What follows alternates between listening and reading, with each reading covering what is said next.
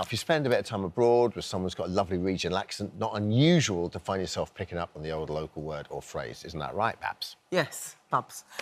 It certainly is. But imagine waking up one day to find yourself speaking in a completely different accent than your own. That is exactly what's happened to 58-year-old Althea Bryden from North London. After suffering a stroke last year, Althea was shocked to discover she'd just suddenly started in talking in a full-blown Italian accent. And what's even more shocking, not only does Althea not speak a word of Italian, she's never even been to Italy. She joined us now alongside her husband, Winston.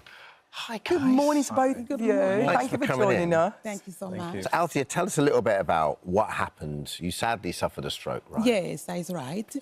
I don't remember the stroke so much. Winston will have to tell you about this. You know, I have no memory of it, really, but I can tell you afterwards. Let him tell you the beginning. I will tell you the end. OK, so, Winston, you went downstairs, right? It was like at night, you went downstairs for a drink, you came back and... Well, I was downstairs for about 10 minutes or so. And by the time I came back up, I realised that something wasn't right because she was kind of slumped in the bed because I left her sitting up, but where she was position-wise, she was like... You just knew something wasn't right. Yeah. So I started asking her, can you hear me? No response. And then I asked her, do you know where you are? Still no response. No. So from that point, I knew something was wrong. How frightening. Yeah. Very frightening. So you got her to hospital and then they let you know that she's had a stroke. Yeah. And then what happened from there? She couldn't speak, so she was unable to respond. So they did some tests, came back and said that she needs to be treated straight away. Which was surgery, wasn't it? Well, the surgery came after, but they said that she needs to have this treatment so therefore they can stop the bleeding on the brain. So while she was there, I think they kind of done it as quickly as possible because they're saying the sooner she gets the treatment, the better. Althea, let's bring you in. When do you... What do you remember? What's your first memory after having the stroke? Hi, I just remember to wake up into a ward, but I didn't know why I was there, you know. Yeah. Winston telling me, my family telling me I have a stroke. I wasn't really sure where I was at the time as well, you know. I didn't realise that I'd been taken from my house, from my bed, none of this, you know.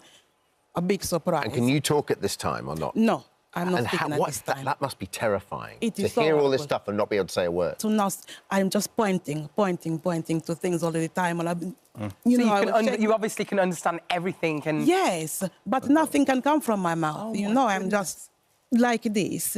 But you ask about the speech.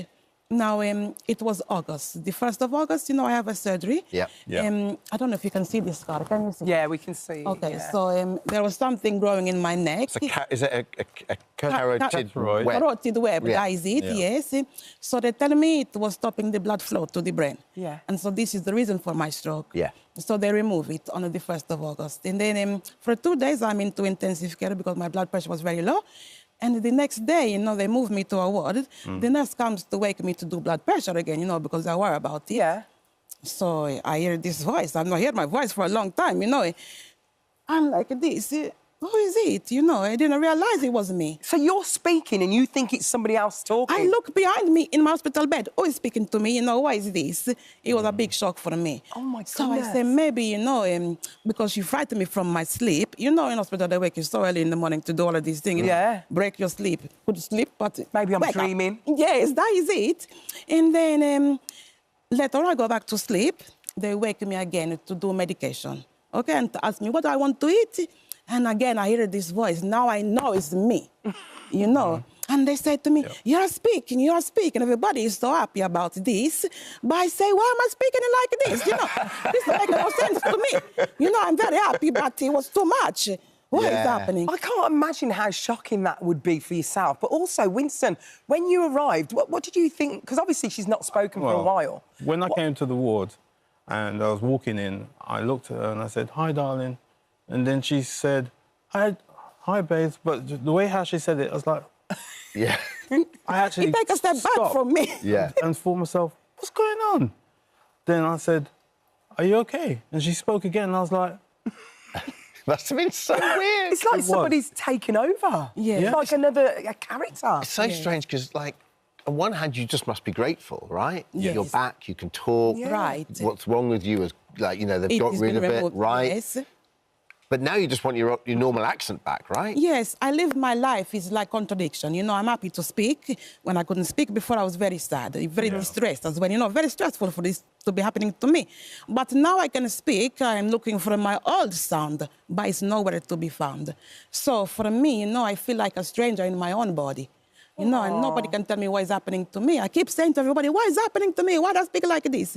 Nobody can tell me what is I want to know You've what even got the gesticulations. You're I don't know incredible. why this is that, but I have no clue. Also, Why is as it? accents go, look, it could be worse. I mean, it's a I nice know, accent to have, that right? is true, but still, you know, But it no, I affects get it. You want your own accent. I want to know what you sounded like before. Can we have a look? Have you sent us a video? Yes, I do. I send. Let's have a look.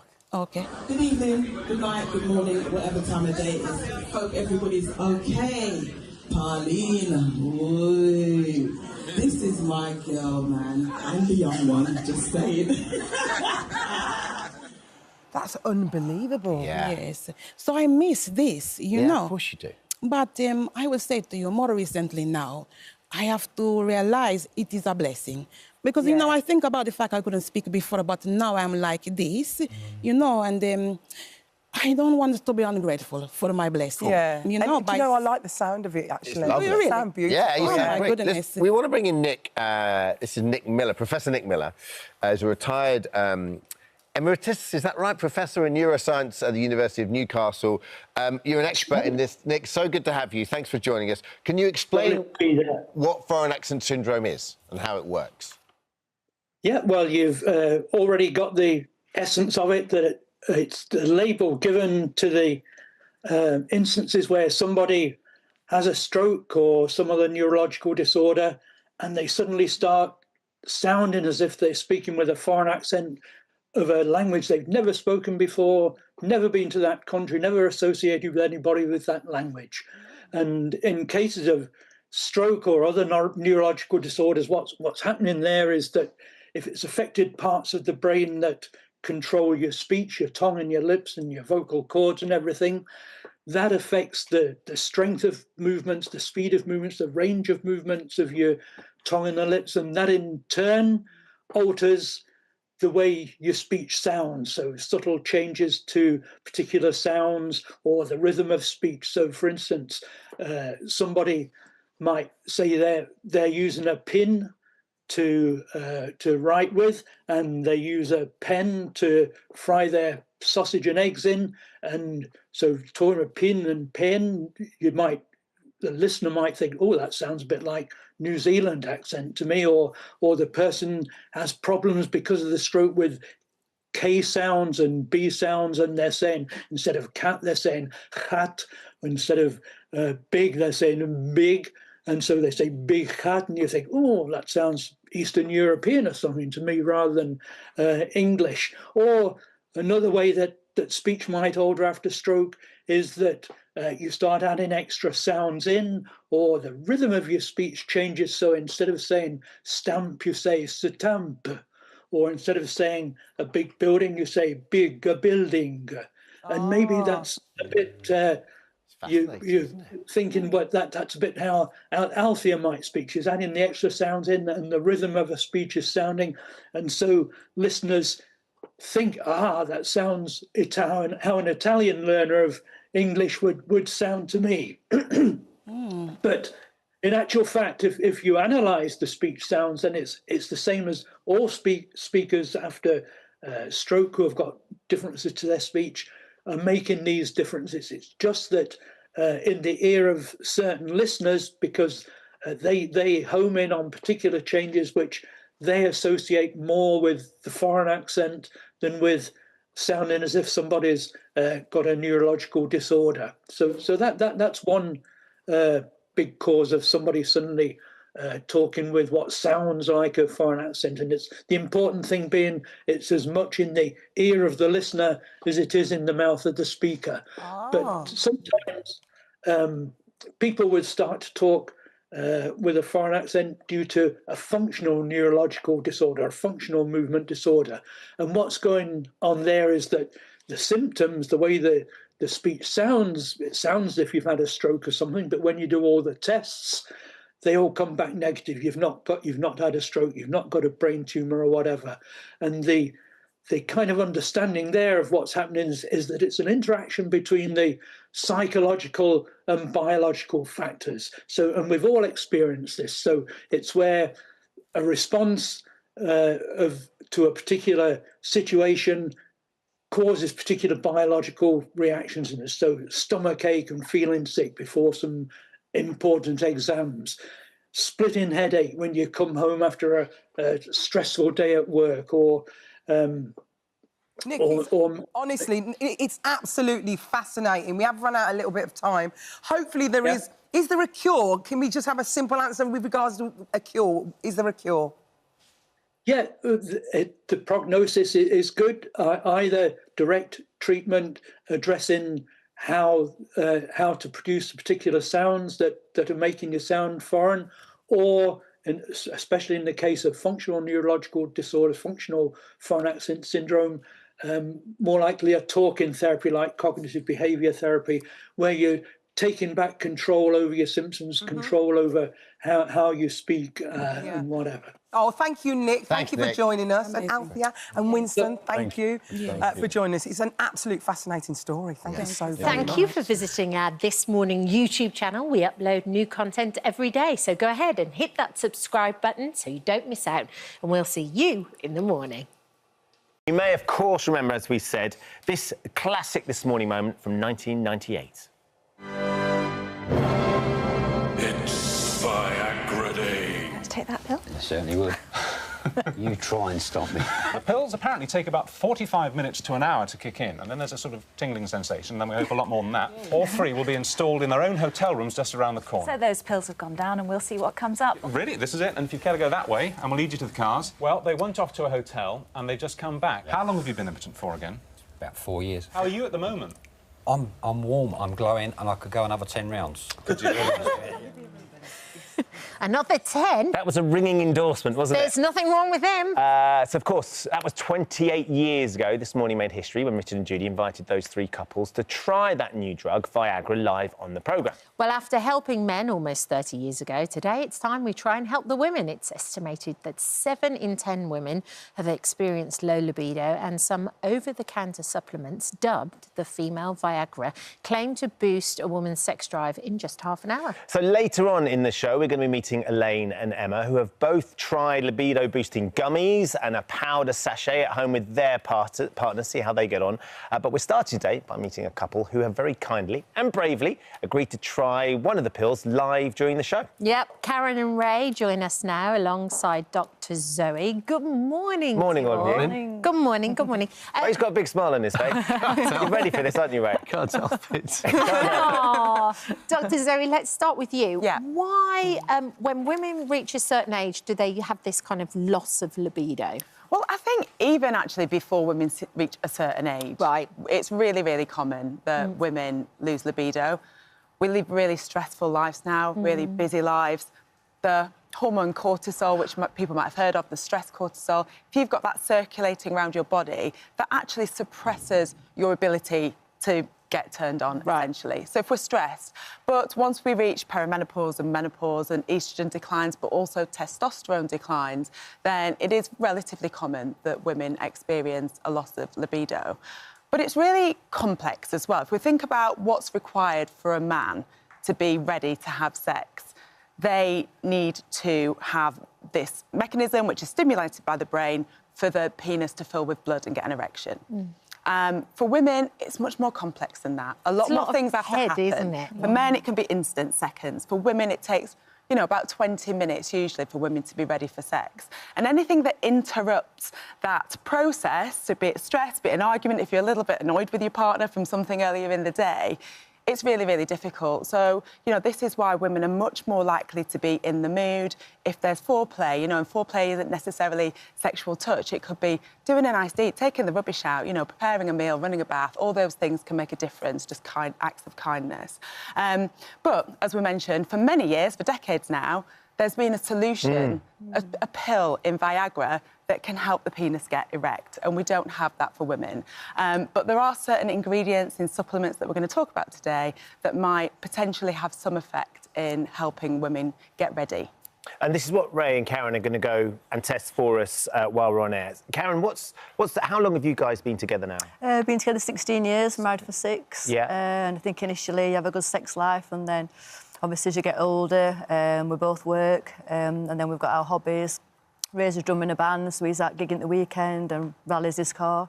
At the gym at the weekend. Did you say ballets his car? Rallies his car. No, rallies his car. Yeah. Valet, it's not a hobby, that. So then at the end of it, you're tired, and then you sort of don't have time for each other, and your libido starts to go a little bit, the kid phase, and obviously... And Ray, you've had an operation too? Yeah, I had a heart bypass 2 years ago now. OK, So how are you feeling now? Well, I'm great now. Prior to that, my energy levels really took a dive. Right. But they're coming back now, but it's not quite as good as it used to be. Yeah. Karen, is it something that the two of you have spoken about, the fact that perhaps you're not quite as active as you once were? Probably mentioned just recently, yes. Yeah, and I think after post-menopause as well, I think that doesn't help as well. I think that's another factor after menopause. Your libido sort of goes as well. So it's a lot of reasons why we are aware. We are aware of it. And you know, we're thrilled that you wanted to come in, but you're doing it on live television. Lots of people at home saying... The tablets. Yeah, the tablet bit. Yeah. The tablet bit. We're going to let you go off and do the other bit yourselves. The other bit, Ben. The important bit, to get the results. And you're comfortable about doing that? Were there any concerns? Yeah, fine. Happy with it, yeah. Looking forward to it. Yeah. OK. Well, Karen, do you want to take the tablets? While you do that, Zoe, what's in there? So there are two main food supplements that there are some studies that support this notion that they can help with libido. One is called maca root, which is a Peruvian root, and the other is called fenugreek, which people have probably got some fenugreek on their spice cupboard, their spice rack. Yes, and I used it when I was breastfeeding as well, actually. Yes. So it's thought to have an effect on testosterone levels, essentially. So by increasing the levels of testosterone in the system, it can give that little boost of libido.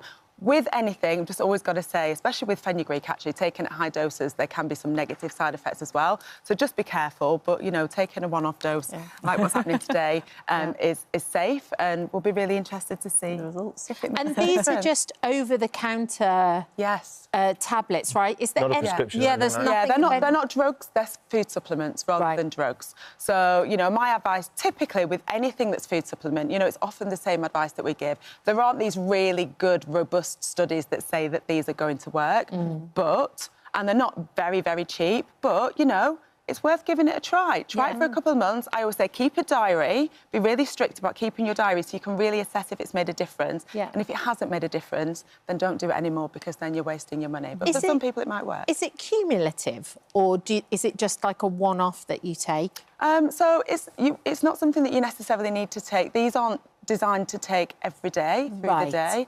They're designed to take on the days that you feel like that you think you might need that boost. OK, you're smiling already, Karen. This feels like positive. The whole experience. It's 30 minutes apparently. We need to wait for the pill to happen. Right, calm. It's desperate to go.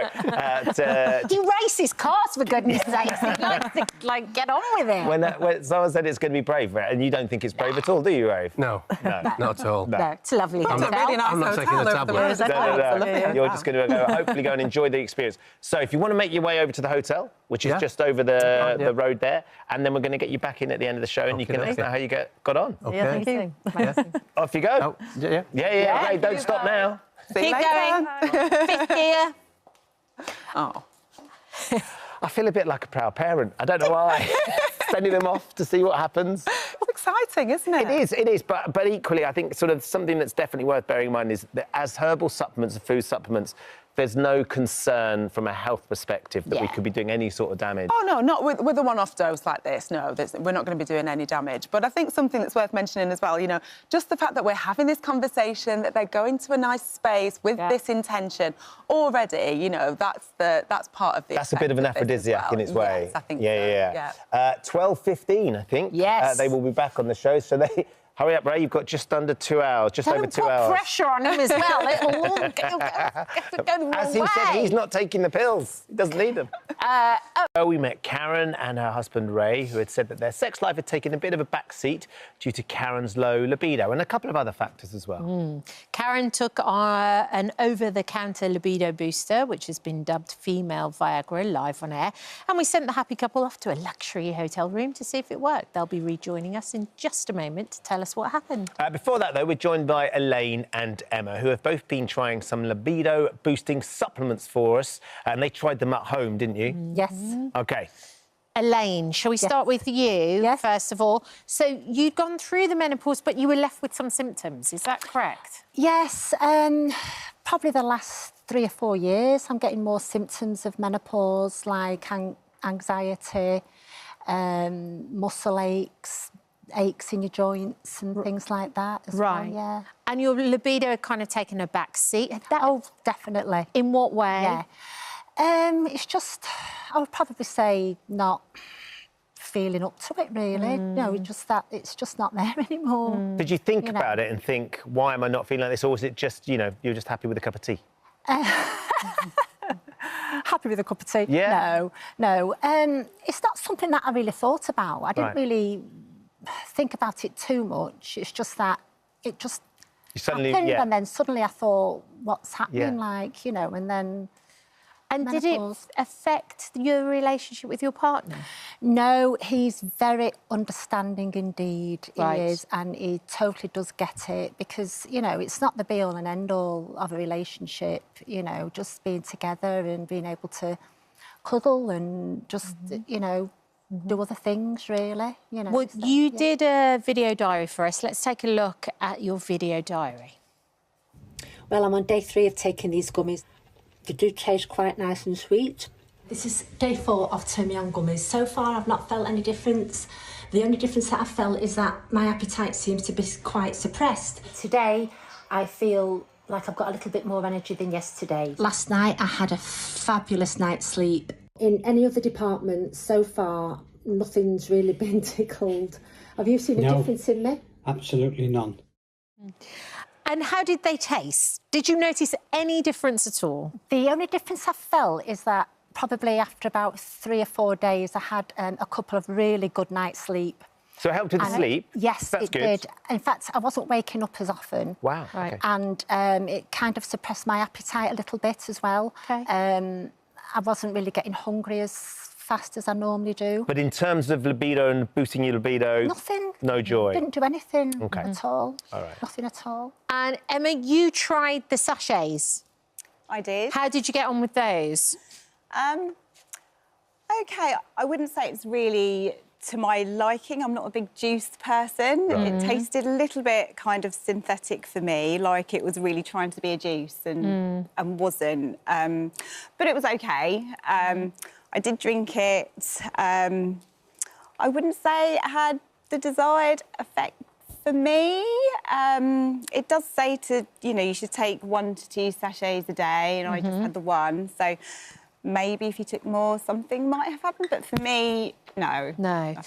And so these are slightly different because the one is cumulative and the other one is you just take it when you want it. Yeah, so the ones we showcased a little bit earlier were a bit more like Viagra, and that you take 30 minutes before. Yeah. Whereas certainly the gummies, they specify to take it every day, and then the sachets, you can take it either every day or before. Yeah, this is what Hanks have said. Every woman is different, and whilst some may see an immediate impact, others may find it takes a little longer. If you naturally have lower levels of vitamins included in Libido Lift, we'd recommend taking it consistently across several days. Was that something you would try, doing it sort of regularly? Possibly. I mean, it's the sort of thing that I could just pop into my smoothie in the morning or something like that, rather than... It's still a little bit clumpy. Sure. So it doesn't look that appetising. Appealing, but I think if I took it, blended in a bit better, I could definitely give it another go. OK. Well, look, the time has come. Earlier on, we saw Karen take the supplement dubbed the female Viagra, and then she and her husband Ray popped over to the hotel across the room for a little moment. Yeah, hopefully a very eventful morning. Hopefully the very happy couple are rejoining us now. Come on in here, you guys. out. I think you've been enjoying this, Ray, haven't you? It's been OK. It's been OK. First things first, thank you so much. So, Thank you. Karen, talk us through the experience. Yeah, we had a good result. It made Ray very happy. Oh. And I think the results started, I think the effects haven't worn off yet, Ben. Oh, really? So in theory, so I mean, it's interesting. The two girls who've tried the sachets and the gummies didn't necessarily feel much, but you feel like it really has had an impact. Yeah, I do, yeah.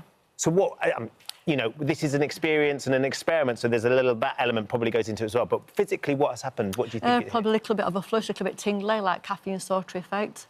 So, yeah, I kind of feel like a mild effect. Yeah, it's really nice. So, yeah, I do recommend. I'll try more. And Ray, from your point of view? I found the tablets making my back ache. But have you noticed the difference in Karen? Maybe. Don't want to, you know, what happens in Vegas stays in Vegas, Ben. Oh, no, I wasn't asking for details. But what, you know, what you did, but interestingly, whether you could sense that, like she was saying, she could feel a tingle. She felt more, I guess, more amorous. She felt sort of libido. Possibly so, yeah. Yeah. OK. Dr. Zoe, what do you think? What do you think as an outcome of everything? I mean, I think these are supplements, and like Ben said, you know, they are supplements that can potentially lift your libido.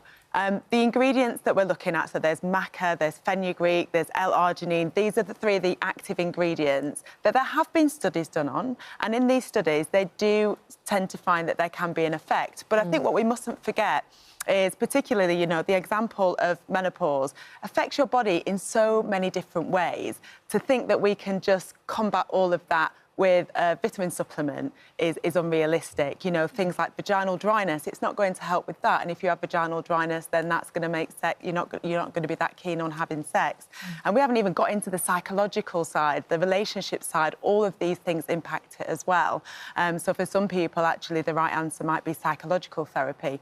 It was interesting that sleeping better and just feeling better, you know, that could have a knock-on effect. So indirectly, increase arousal, libido, readiness to have sex. So I found that really quite interesting. And it reminds me to mention that actually the things we can all do to look after our libido is eat a healthy diet, you know, Mediterranean diet. Don't necessarily think individual foods like oysters or... Yeah, I was going to ask you about those. Pistachios. You know, pistachios, for example, do contain L-arginine, which is in some of these products. But a Mediterranean diet, looking after yourself, healthy fats, lots of vitamins, nutrients, colourful plates, these can help. Being regularly physically active takes care of your circulation. Good circulation is necessary for men to get an erection and also for women to get pleasure. You know, pelvic floor exercises increase how pleasurable sex is for both men and for women, and strength of erections, and getting good sleep. If you haven't had a good night's sleep and you're tired, then your libido is going to be affected. And then managing stress. Sleep is magic. Things like yoga, things like looking into tantric yoga, meditation, all of these things are accessible as well. What about risks? Are there any risks to anything, or is there anything in any ingredients in any of these that people should be a little bit wary of? So I would say for someone who's fit and healthy and isn't taking lots of medications, then the doses in which these supplements have, I wouldn't be concerned about. But if you're taking medication, always just check with your prescriber, because sometimes supplements can interact. And some of these supplements, fenugreek in particular, taken in higher doses, can affect fertility, can affect liver function. So, you know, just because it's a supplement you can buy over the counter, don't take loads of it, thinking that therefore you might get an effect. It could be dangerous. Thank you all so much for taking part in the experiment. Cameron, I'm assuming this would be something that you would be happy to try again. Yes, definitely. I'm taking the rest of the packet home. But that Thumbs can't up be from bad. Ray. That can't be bad. That's really, really positive, and that actually might be something that you girls could try potentially. I am going to carry on with it. You're going to carry on as well? I'm just going to see what happens. Yeah. Just... Amazing. Well, if you get more sleep, it's never a bad thing as well. Sleep, it's magic. Thank you. Thank you for visiting our This Morning YouTube channel. We upload new content every day, so go ahead and hit that subscribe button so you don't miss out, and we'll see you in the morning. In September last year, we once again partnered with CALM, which is the suicide prevention charity, Campaign Against Living Miserably, to highlight the number of young lives lost to suicide. As part of the Miss Birthdays campaign, thousands of balloons were floated in Westfield, London shopping centre, each one serving as a tragic reminder of a young person who had taken their own life. In the last decade, 6,929 young lives have been lost to suicide in the UK. And as the work continues to raise awareness, today we're joined by parents Jenny and Jack Swift, whose 15-year-old daughter, Evelyn, is one of the many who never reached her next birthday. Happy birthday, Evelyn, my beautiful girl. From the moment I first held you, my world changed forever. Sad. Happy, sad. You've brought sunshine into our lives with your kind heart and amazing hugs. That beaming smile that can light up any room, and your infectious laugh that always sets everyone else off. It hasn't always been easy, but you make us so proud every single day. You've brought so much joy and laughter into our lives, and I feel so proud to be your mum. Happy birthday, sweetheart.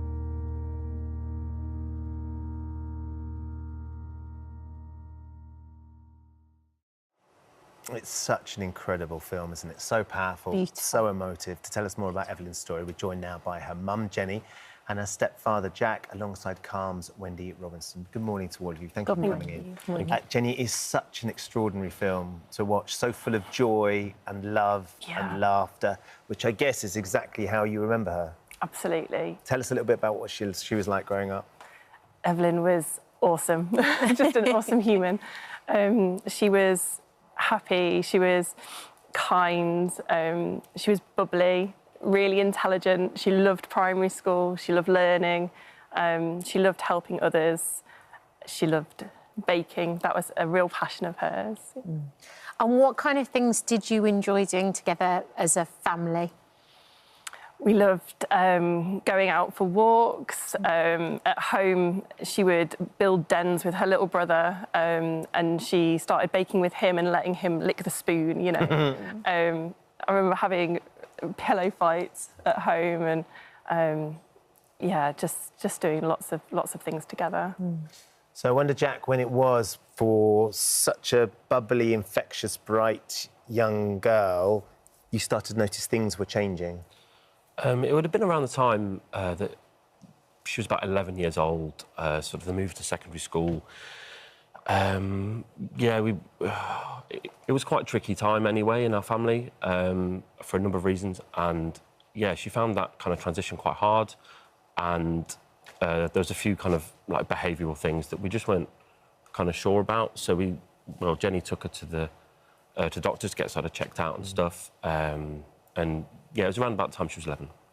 And what was the response from the doctor at that point, Jenny? Because obviously no one knows your daughter better than you do. So you've seen signs of changes. Yeah. What happened when you took her to the doctor? I'd seen signs of kind of withdrawal and just kind of growing more insular. And I took her to the GP and they said to me in front of her that there's no point referring her to CAMS because they wouldn't see her unless she was suicidal.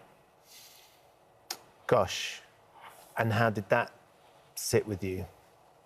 Well, we went away without any support at that point, and it was really, really difficult. Evelyn felt like she didn't deserve the help at that point. And as a parent, that's really hard when you've asked for help and there wasn't it there. We did reach out to the GP, but we didn't get any response. She was clearly having issues with her body image as well, wasn't she? Yeah. How did that manifest itself? In various ways. I mean, I remember a couple of occasions where she wasn't very happy in her own skin. And it was really difficult to watch. It was difficult to watch, and we, as parents, didn't, I think it's fair to say, didn't sort of, like, know quite how to deal with that all the time. And, like, we learned along the way, but initially it was really, really difficult. In terms of how it manifested, I would say that we noticed that she wasn't eating her lunch at school, like she'd bring her lunchbox home. And initially, you know, we thought she's having breakfast at home, she's having a dinner, we'd sit around the dinner table as a family. So we weren't overly concerned and thought, you know, peer pressure, it's that age. She started wearing baggier clothes because she wanted to hide her body. Right. It was those kinds of things. And so then how did it spiral from there? And how did you then go back and ask for more help? Because you're absolutely right. As parents, we don't know how to deal with situations like that. You need help from somebody to help you be able to handle it. Yeah. So I became more concerned about Evelyn's behaviour and her withdrawal.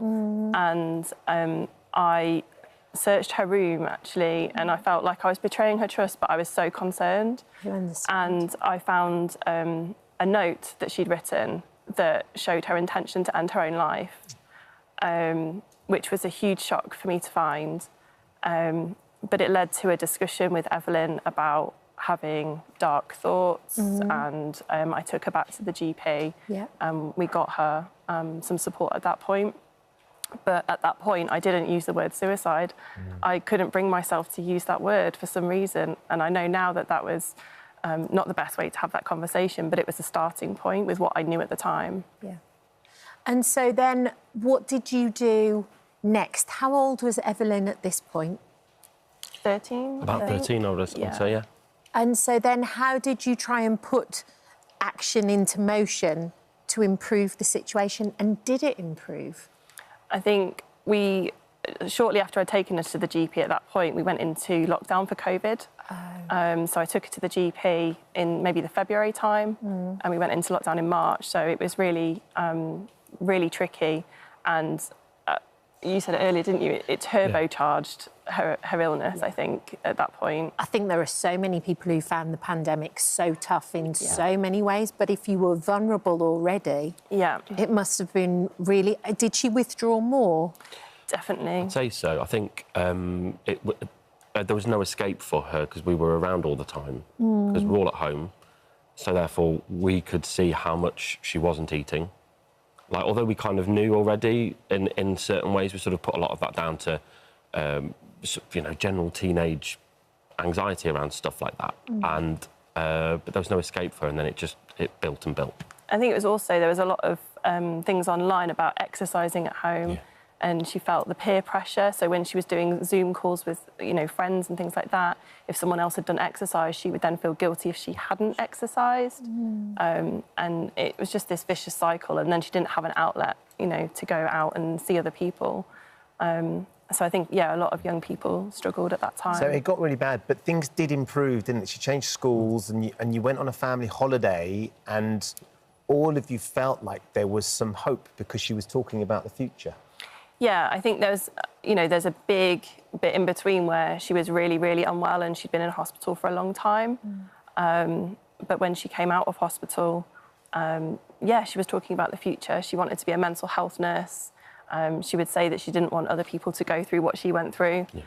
And she was talking about sixth form. We'd got her a place. She's got earned a place in a local sixth form to study health and social care. We were talking about a holiday to Italy, because when she'd been really, really unwell with her anorexia, we'd said this target in the future of we're going to go to Italy and we're going to eat pasta and pizza.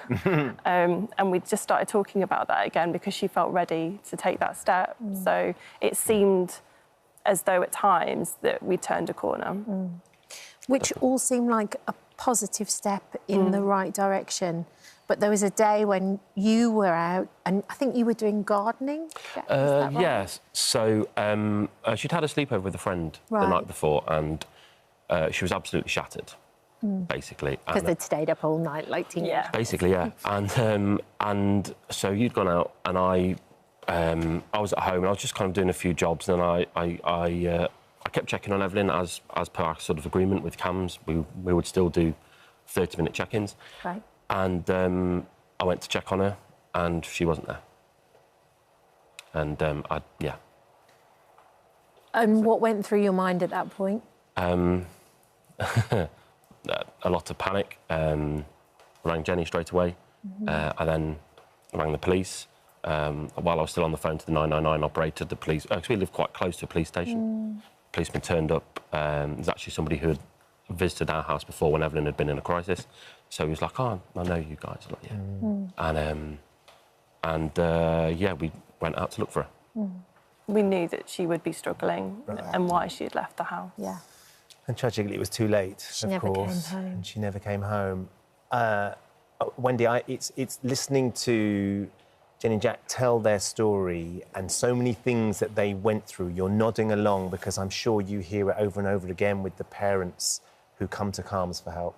Yeah, absolutely. I mean, it's deeply tragic, and we're so grateful to Jenny and Jack being involved with us in this way, because it's these stories that bring it to life for people, because I think we don't necessarily take young people and suicide as seriously as we might, or we don't put those two things together very much. But actually, when we've spoken to parents, they tell us that our young people are struggling more than they have done at any other time. So we wanted to be able to provide something practical, not just for parents, because I think it's a heavy weight to carry on your own, bringing up a young person, but any trusted adult to help them be able to be aware of how to have these conversations. As Jenny said, you know, to be able to say the word suicide, it still sticks in people's throat. We're worried, I think, that if we say it, we put it into someone's head, that if they weren't thinking about it, it might trigger that, but actually the opposite is true. If you say it, it kind of bursts that bubble and somebody can start to genuinely share what's going on, because suicide thrives inside darkness and keeping it to yourself. So when you open up, it brings light into it. So you've devised these Calm care kits for parents and for adults and for anybody in this sort of scenario. Just explain what they are. Yeah, so it's an online resource. It's the CARE stands for very specific things. So C is about learning to check in, to actually build in a regular conversation with a young person, probably before they get to that kind of crisis point, so the young person knows that you're somebody they can bring their general kind of issues with, or something more serious. A is about ask, and this is about ask directly about suicide. And we've created this kit to help people learn how to do that. And R is about remaining close, and it's also about removing any kind of harm from that young person. And E is about expert help. Because as Jenny and Jack did, they reached out to get help. And got none. And didn't get what they needed. And our experts need to learn this as well, to be able to speak about suicide, to take it seriously and to act appropriately. So really what we need is that every single This Morning viewer to get to the care kit on our website, to learn what to do. It helps you through early kind of conversations right through to what to do in a crisis, and to share that with everybody, because although we'd want, you know, government and services to do more, and we believe that they will eventually, but in the meantime there's so much more we can do as adults to have these conversations, to speak about suicide and actually to save lives. The statistics are just so distressing. So yes, we all have to do something as best we can. Thank you so much for coming on the show, and thank you so much for sharing your story. I'm sure it's really painful, but if it can help one person even. It's lovely, having the memories, isn't it? And looking at the video, it's beautiful. And it's such a gift. But if it helps someone else, that's what As Evelyn said, like, she didn't want anyone to go through it. So if we can help in any way, then we will. Unquestionably you are, and you can see as well personally how important these care kits can be. Yes. So the value in them is enormous. Thank you for sharing your story and telling us about your gorgeous young girl. She was just amazing, clearly. And you can see it brimming through you still as well, which is really special. And Wendy, thank you for joining us as well. Thank you for visiting our This Morning YouTube channel. We upload new content every day, so go ahead and hit that subscribe button so you don't miss out, and we'll see you in the morning. First, our guest sitting with us now is someone who's been breaking down barriers and challenging conventional beauty standards. At just 3 foot 8 inches tall, 23-year-old Kate says she's the UK's smallest glamour model and is determined to prove that small is sexy. So, as she continues to show that size doesn't matter, Kate Heller joins us now. Morning, Kate. Morning. Lovely to meet you this morning. So, look, talk us through why you initially decided to start your social media accounts and portraying fashion for people like yourself. So it's quite clear that I grew up with achondroplasia, and representation back in the day of the early 2000s, it wasn't there. So I decided to create a fashion account to showcase my outfits that I wore to sixth form at the time. It was so hard to create a different outfit each day. But yeah, I take an outfit of the day, as we call it nowadays, and post it every single day. And I found a lot of little people getting in touch to say thank you for creating that platform so they know where to get clothes from. Yeah. Because it's so hard to buy clothes. as any woman, any man, let alone being 3'8". Yeah, yeah. And did you get some negative comments as well? Did you get people online not being quite so nice? Yes, I did. I got loads of hate comments, but then the other side of it was that I often was sexualised by men. Oh, really? Even if I was wearing like a coat and trousers, and I mean like a big puffy coat and leggings or trousers, my whole body's covered. Yeah. Or when I was posting bikini photos for body confidence, no other reason, I would get the same response. So no matter what you were wearing or what I was wearing, I would have been sexualised. So was that part of the motivation for you to think, OK, so this is how I'm being viewed, I'm getting all this sort of attention, why don't I try and post things that are a bit more provocative as well? Absolutely. I thought, why don't I just take risks by the head and tail and just do it? Because once you're online, there's no hiding yourself. Like, I'm going to be laughed at in the street, I'm going to be throwing comments up.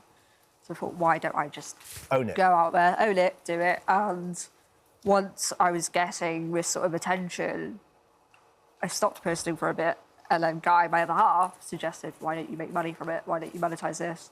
Get your confidence back up and create a platform. Go on OnlyFans. Go on Insta, post these more sort of lingerie-esque photos.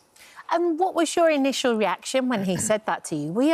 Actually, this is quite a good idea. I'm going to take my power back, and maybe, you know, the people who then get in touch are fans anyway. I was actually quite nervous to begin with. Yeah. Because of the connotations that come with the site. Although anybody can put any content on there, from trains to makeup to what I do. Right. I held back. And then once I did it, it was the best thing I've ever done. Why? Because I'm taking that power back as a woman in today's age. I'm creating positivity for people with my body. My body's not often seen on magazines, in the media, especially in swimwear or sort of lingerie. Yeah. So let alone everywhere else. Yeah. And this is what people with dwarfism need to see too. And also, of course, it's monetised. You're finally getting people that pay money regularly to see your content, whatever you're creating as well. How did that feel to suddenly be making money from it? Incredible. I was a broke student at the time that I started, so to be able to earn my own money, it's not easy for me to go out and stack supermarket shelves, of course. Yeah. So to work from home and have those hours where I can work 3 hours a day, so we can have any job to a certain extent, but I like the time sort of freedom I have. So I can work 3 hours a day, go walk the dog, go and buy some clothes, go on adventures with Guy. We went to Scotland for 4 weeks because I can just work from my phone so easily. So, yeah. That's brilliant. And so what's the varying amounts that you get, and has it increased as you've been doing it? Is there even kind of more interest? It varies so much I can't really say a figure. Right, okay. Sometimes it isn't as much as people think, because once you invest it back in, dresses, shoes, hair, makeup, nail appointments, like But you can make thousands of pounds a month. Yes, you can. So if you have a good month. Yeah. And equally, so your partner Guy, you've been together, is it 2 years? 2.5 years. 2.5 years you've been Almost together now. And he helps you with the content as well, doesn't he? Yeah, so he's a marine engineer, gets his hands dirty in an engine room on super yachts, and managed to teach himself how to market, how to take photos, how to do the Instagram algorithm in a matter of months, which took me 6 years to do. And what do your family and friends think about it? Do you have a good reaction? Yeah, they're so positive about it, and they're so pleased that I've managed to go out there and forge a career for myself and not have to worry about me, either financially or sort of worry about me still being at home. I moved out at 19. Yeah. So they love that, and they're so supportive. Even my mum's got into latex now. She got Really? a latex skirt for her birthday. She's going to kill me for saying it. But, it is fabulous to see mum get into it too, and to see her feel confident. Yeah. And the impact that you're having on your community as well must be really, really important for you. It's massively important, especially for representation, especially growing up, because I didn't see that. When I got into my later teens, when I wanted to start shopping for lingerie, I didn't see my body on these posters. So I think it's nice to give girls confidence, and late teenage girls in their 19s sort of age, to see that and to feel normalised. And what's the future for you, do you think, Kate? For me, I'd absolutely love to do some more magazine work, some TV work. I'd love to work with some more brands. yeah, just really get out there and make the most of what I'm doing whilst it's here. That representation piece is huge now as well, isn't it? It's if you can see it, you can be it, and yeah, it's inclusion. Yeah, it's brilliant. And you feel safe doing it as well? There'll be people who will be concerned that, you know, with the advent of posting more provocative stuff, sometimes you can get unwanted attention as well. That doesn't concern you? No, I'm in complete control of what I post because it's just myself doing it. Yeah. I know what I'm putting out there. I know sort of what I want to put out there, what will be seen, what will be saved or otherwise. So it's nice to have that freedom. Well done. Thank you so much. And thank you for being here this morning and having a chat to us. Thanks, Kate. Great to meet you, Kate. Yeah. Oh, hello. Thank you for visiting our This Morning YouTube channel. We upload tons of new content every single day. So hit the subscribe button, like all the videos, and don't miss out. We'll see you in the morning. And there's lots of conversations recently about deep fake technology, where artificial intelligence can be used to create fake but highly realistic content. So imagine seeing yourself, explicit images of yourself online, but they're images that you never took. That became a terrifying reality for our next guest, Kirsty Pellant. During an horrific ordeal, her social media photos were stolen by a former colleague and manipulated to make pornographic deepfakes. He then continued to post them online. Kirsty joins us now to tell us more. Good morning, Kirsty. Good morning. Thank you so much for being here and just talking to us. having me. Yeah, and talking to us about it. Let's go back to Valentine's Day 2017. That was kind of when it all started. Yes. Yes, so I had a Valentine's Day card put through my letterbox. Yeah. Thought it was really random at the time, didn't know that doesn't normally happen to me. So, yes, all a bit odd. And then it was not until a little bit later, towards the end of the month, that I then had a message through my LinkedIn, my professional LinkedIn page, to ask if I'd like the Valentine's Day card. And it was a shame that we hadn't been able to meet up.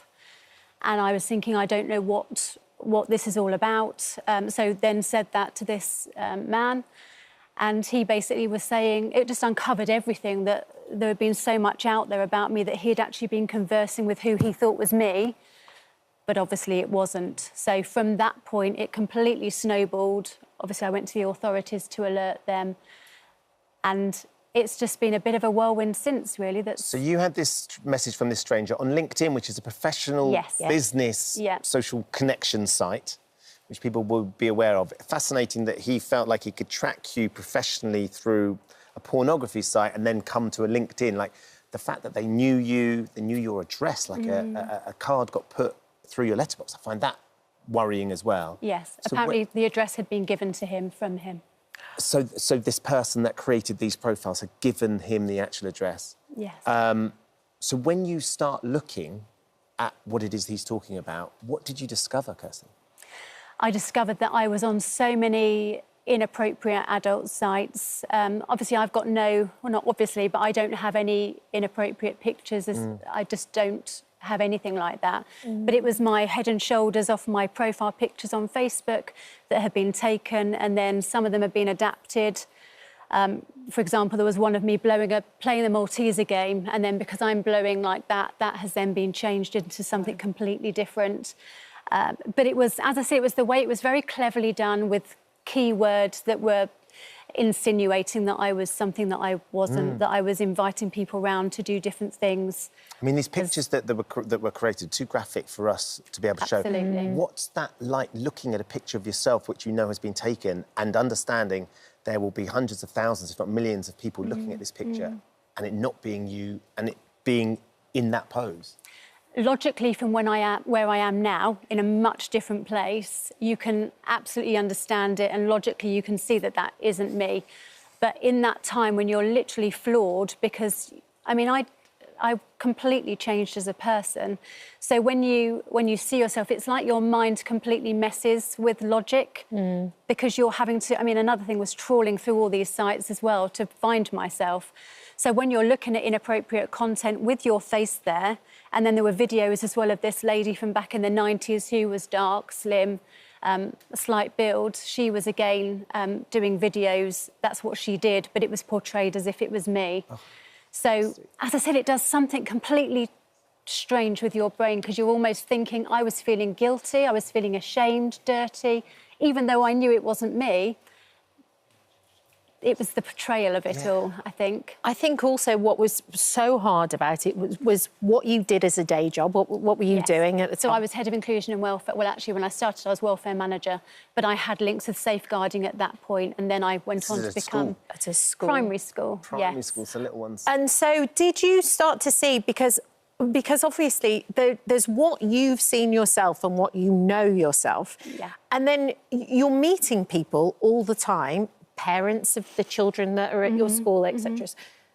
And you must be second-guessing all the time. Have they seen pictures of me? Do they believe it? Do they think they're fake, or do they really think it's me? It must be so hard. And I think at the time there was quite a period that no one knew about it. It wasn't public knowledge. So I was just speaking with the police and trying to get on top of all that had happened. It did then get leaked into the local community. It was on, you know, every place has a Facebook residence page, and it was all over there. And if I can say anything to anybody about, you know, how many times we have to listen to about being kind, and if you've got nothing nice to say, then don't say it, because that was probably just as damning and damaging as the actual crime itself. Having people saying to me, don't touch her hand because she might have something, or, I mean, it was completely inappropriate. I had a journalist call me at the school to say, why should you keep your job in safeguarding? How can you prove it's not you? It's so unhelpful. And it's, you know, when you're a victim of something and you're experiencing that kind of almost like harassment in itself, isn't it? Well, did that journalist then go on to do a story about how you were completely, your profile was I don't think they did, That's disgusting. I don't think they did. That journalist should have done that. Yeah, because it's also like you're being attacked both ways then. You're being attacked by the community and the people that you know, but also by this guy who's putting out all your information out there. You must have felt so frightened. Frightened, alone. Not safe. Not safe at all, because, I mean, the police at the time had said to me, it's likely to be somebody in your close circle, which obviously I thought anyway, because a blog had been created and a website. So it was literally following me of all these things I was supposedly doing, going to a pub and then, you know, sleeping with different people. It was all documented as to this amazing social life I had. And I think it has just been very isolating. So, Kirsty, how did you then find the person that did it, and what happened? Over a long, long time, a lady from Cornwall, another victim, had come across a fake Facebook profile of herself, and one of her fake friends on this fake profile, keep up with me, it's hard. She also thought was a victim. Because of the way our names were on there, there's certain photographs. It takes a lot of research to try and get to the bottom of it. She contacted that victim. I knew that victim, and we'd already been linked anyway, so she then contacted me. We thought, brilliant, because fast forward now to September 22. There was still more content out there as well, actually, that we hadn't seen before. So we then thought, brilliant, we have all got a mutual friend in common. This can't just be, you know, a coincidence. And went to the police at that point, and it just wasn't hard enough evidence for them at that point. So you thought you had them, you had this mutual We were thing, so and excited. the police went, no, it's not enough. No. And that's 5 years, Ben, since that story. I mean, that's so long. So what was it in the end that was enough, Kirsty? So the victim in Cornwall saw another victim in Cornwall, alerted her. She was closer to John. She then contacted the police, and that lady then found 9 USB sticks with lots of content on it. That was then the hard enough evidence to bring him in. And then I think it was March 23, he was then charged with the offences for us. We just put a picture up of him there. This is the guy that did all of this to you. What was he to you? What was your experience of him in your life?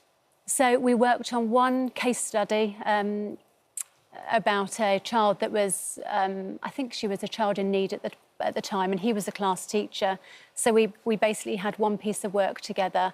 He was a colleague at our school. Quite often, in the first year, he was on a different site to me, and then the second year we're on the same site, but there was minimal contact, so he wasn't even on my radar. No motive?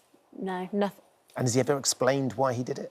To you I and the haven't other seen him, so when I attended court, it was via video link, so I still didn't see him then either, but I Yeah, I do. In the future, I would encourage a restorative conversation if that's at all possible. Nearer the end of his... I think you just want to know why. Of course you do. And you want to have your say that actually this isn't OK. So you'd like to meet him at some point and understand that? Wow. I mean, it's got to be him willing to do that, but yes, absolutely. You're incredibly strong and very brave. Thank you. It helps you process, I guess. Kent Police have said that they carried out an exhaustive and thorough investigation into a report of online harassment, which was received in February 2017. The victim was kept updated throughout. We're pleased the case has now resulted in the offender being jailed for these terrible offences. We hope the sentence helps the victims as they continue to live with the long-term impact of these crimes, which is exactly what you're having to do. You are still living with this and what you went through. And there's a bigger story as well that obviously we don't have time to talk about today, but there's still ongoing issues for some of us, which is not OK. Yeah. Kirsty, thank you for coming in and being brave and sharing your story, because undoubtedly it will help people that are out there today. And, I mean, the key thing for us is that we want change. Things have got to be better. And if there's a way that anybody is in contact with the MPs for safeguarding, Jess Phillips, and I think it's John Healey as well, we would really encourage a conversation because there's bigger safeguarding implications that we want to discuss. Yeah, there needs some more protection. Absolutely. Thank you. Thank you for visiting our This Morning YouTube channel. We upload new content every day, so go ahead and hit that subscribe button so you don't miss out, and we'll see you in the morning. Oh, just makes my blood boil when you hear stories like this. Yvette joins us now. Thank you for coming in. It's not the easiest thing to come out and be open and talk about something like this, particularly when there's so much money involved. Exactly. Explain how you first met him. So I met him on Tinder.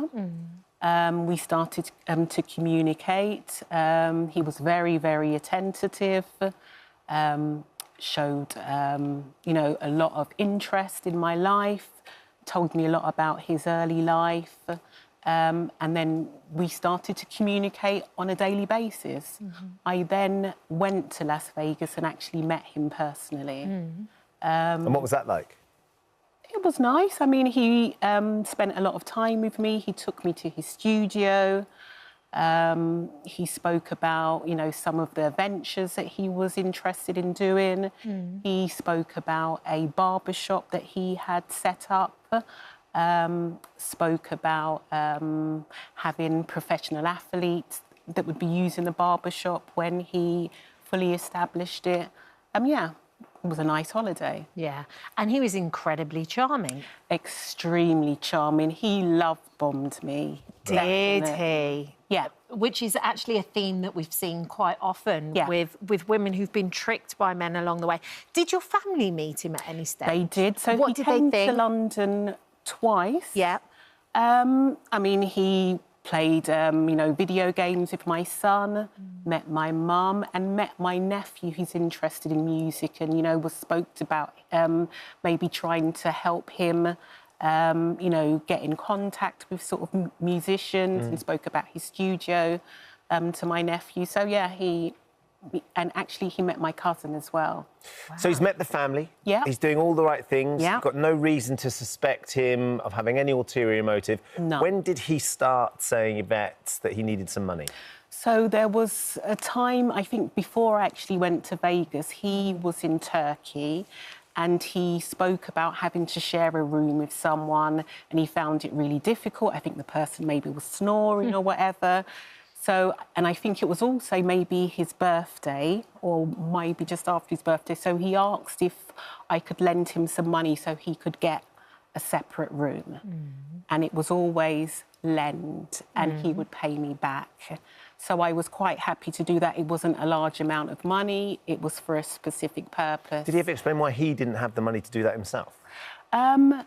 I think he was basically saying that he was shooting videos and, you know, because he was trying to establish his studio, his barbershop, that took a lot more money than he anticipated. So he was basically short on money during that period of time. And he had all these different ideas and dreams of what he wanted to do. Ideas, and sent me a lot of information, a lot of documents, a lot of, you know, photos of him with you know, established artists or established producers, and also always had a story. Yeah, so he backed everything up, essentially. Yeah, he sent me into a point, it was like, why are you sending me so much information? But I think he was laying the foundations. Of course. And then, so it started off with small amounts, like you said, in Turkey, and he wanted to get a different room.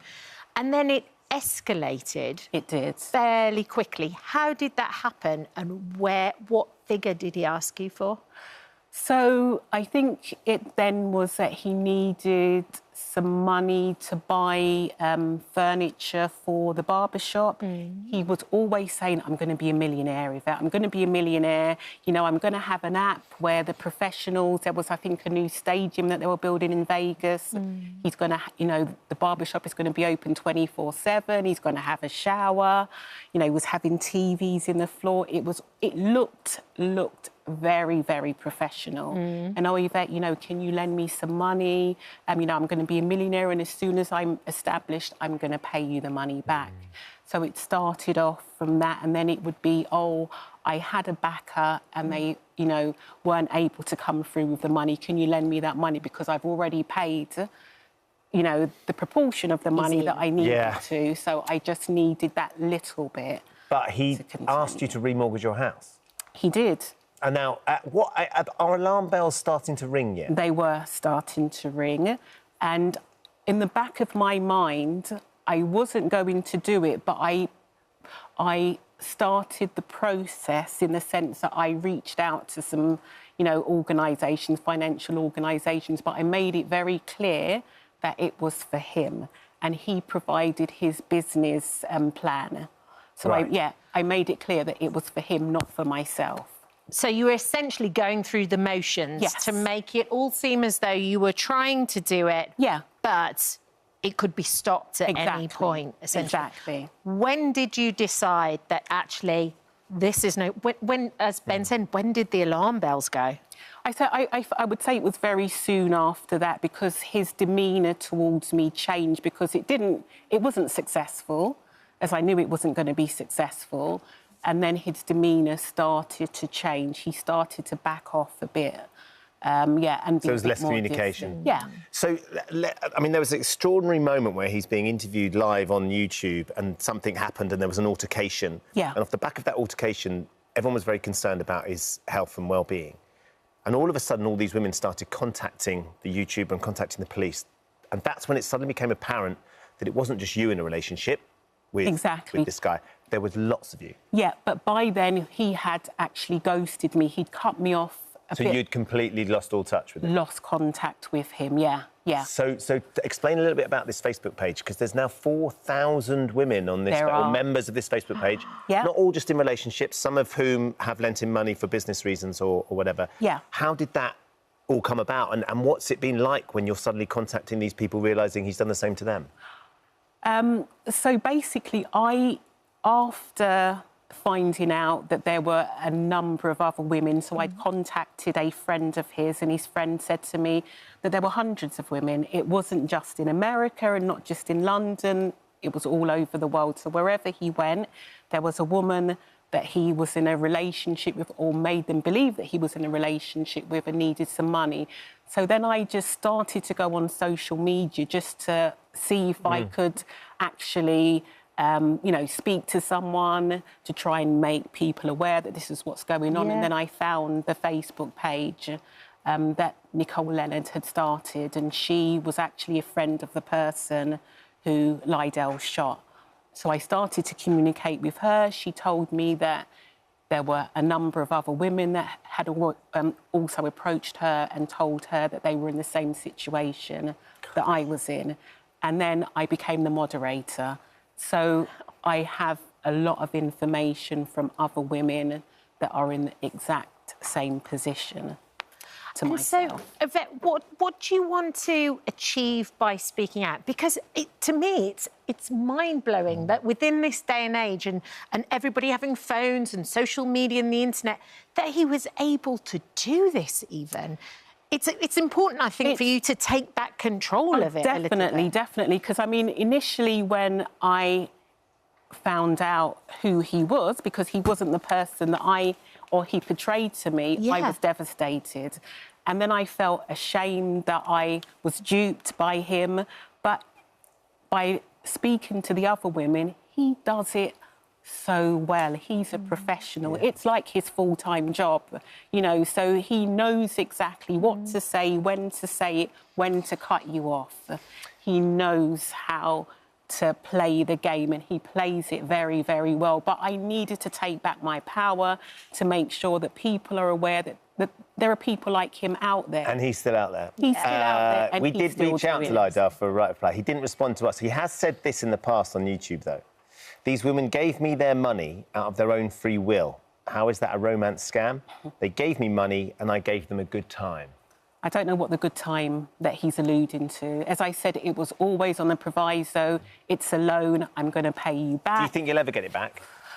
I very much doubt it, because of the amount of women that there are. I mean, it must be hundreds of thousands, if not more, that he's had. Yeah. I know that you also tried to speak to PayPal as well with regards to this money and try and getting some of the money back. PayPal said, we never lose sight of the fact that we are entrusted to look after people's money.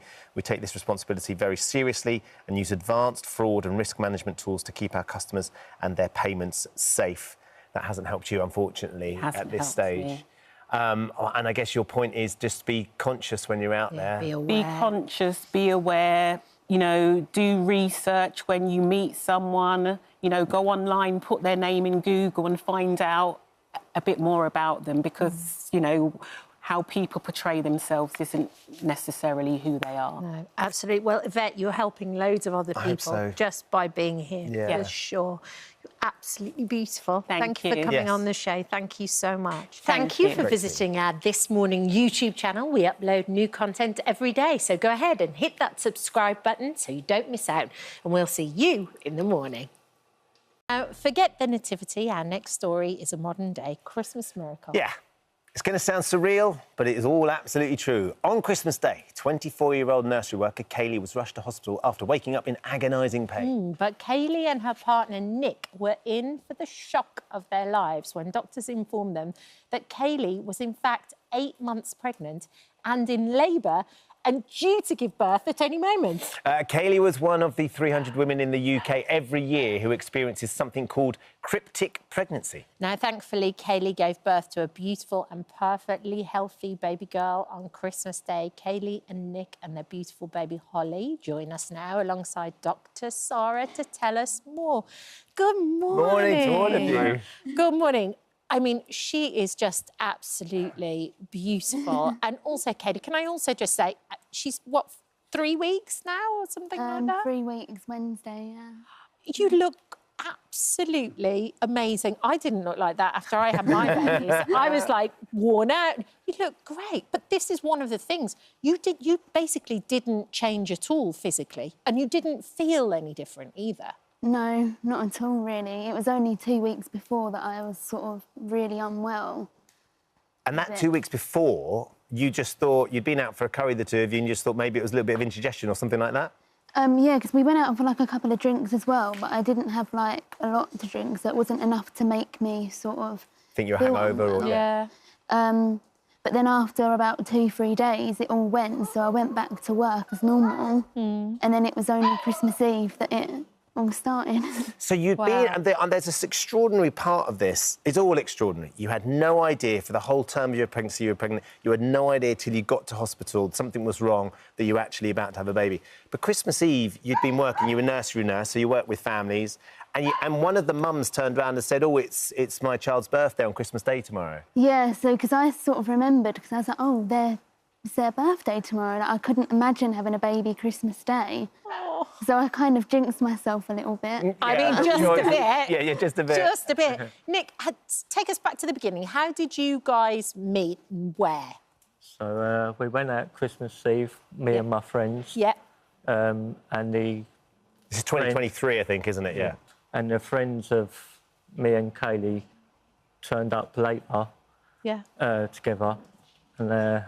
funny story, because I actually said to one of my friends, I wonder if Selena's friend is good looking. I see. So you'd heard she was coming. So she walked up the stairs and I went, yeah. Yeah, she is. So you sort of were smitten quite early on, became very close and spent this year together.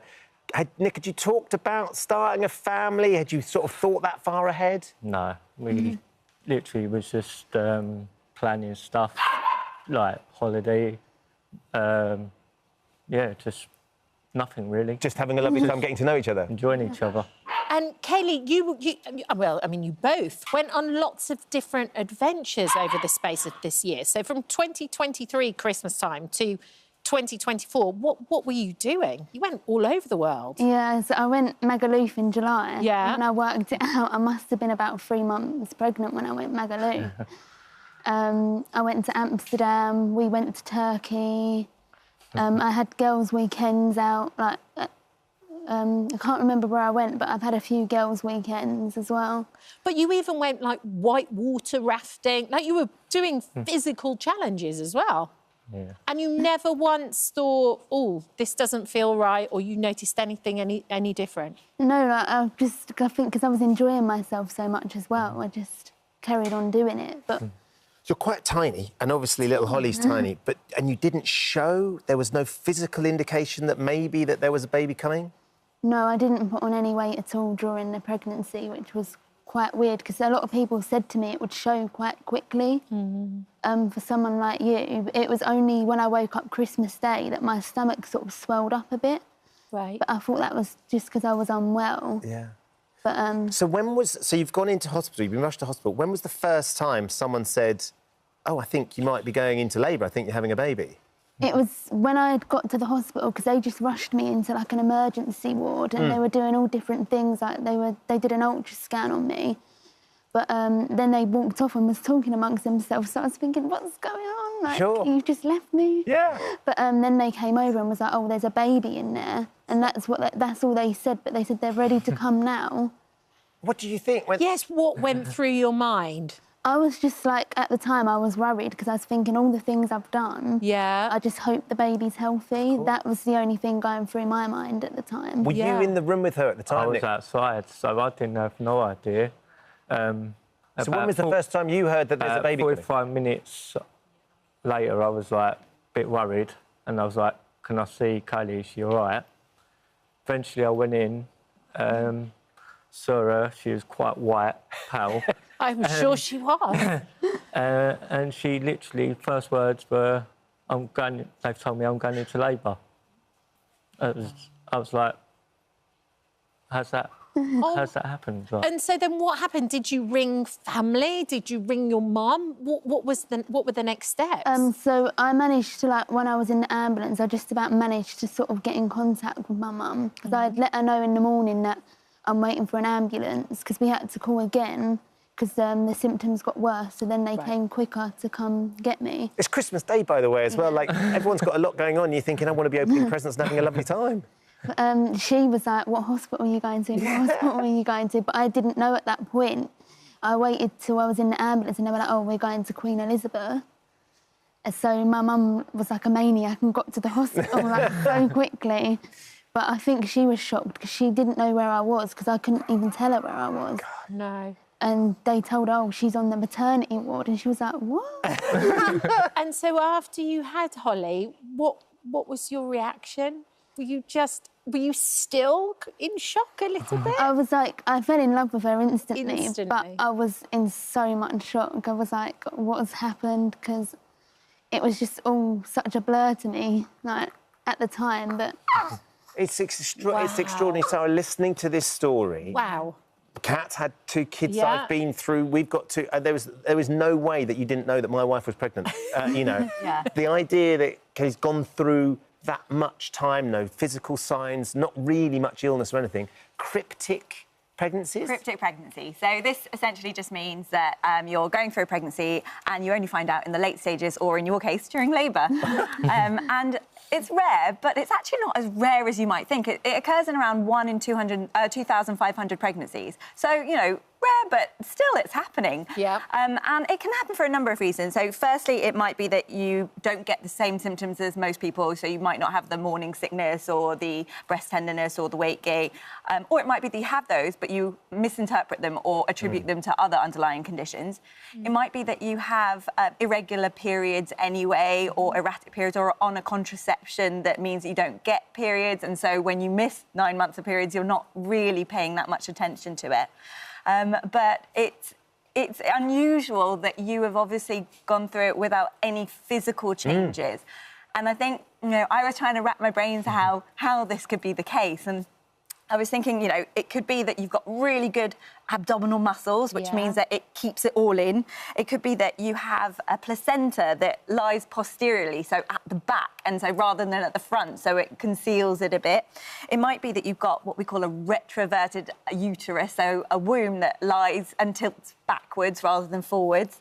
And it's obviously, Holly's quite a small baby as well, so it might just be that, you know, she's quite small, the amount of amniotic fluid might have been less, and it might be that she could have been lying transverse, so sideways rather than forwards or at the front, where it might not show quite as much. So, you know, I've been trying to rack my brains over how you were so smaller with it all, but that's what I've come up with. Actually, it's extraordinary. Holly's absolutely fine. She's doing really, really well. Yeah. I imagine the fun you had sending pictures to everybody on Christmas Day saying, I'm absolutely fine, but someone to introduce you to. Your mates must have been absolutely... What did they make of it? One of my friends thought I'd photoshopped it. I bet they did. They thought it was like a Christmas. Yeah. Because some of them, like, I waited quite a bit after having her before I started telling, like, other people. I told, like, the immediate people first, obviously. But I said, oh, something happened Christmas Day. And then she was like, why, what happened? What's wrong? And I said, oh, I had a baby. She was like, literally, she didn't believe me. She's like, you need to send me a photo. Like, so I sent her a photo and she's like, no, you photoshopped. Oh, well, listen, she's absolutely beautiful. She really is. Perfect. And look how content she is. She's so good. And you look amazing. Congratulations, both of you. Wish you every happiness in the future. Thank you. Oh, hello. Thank you for visiting our This Morning YouTube channel. We upload tons of new content every single day. So hit the subscribe button, like all the videos, and don't miss out. We'll see you in the morning.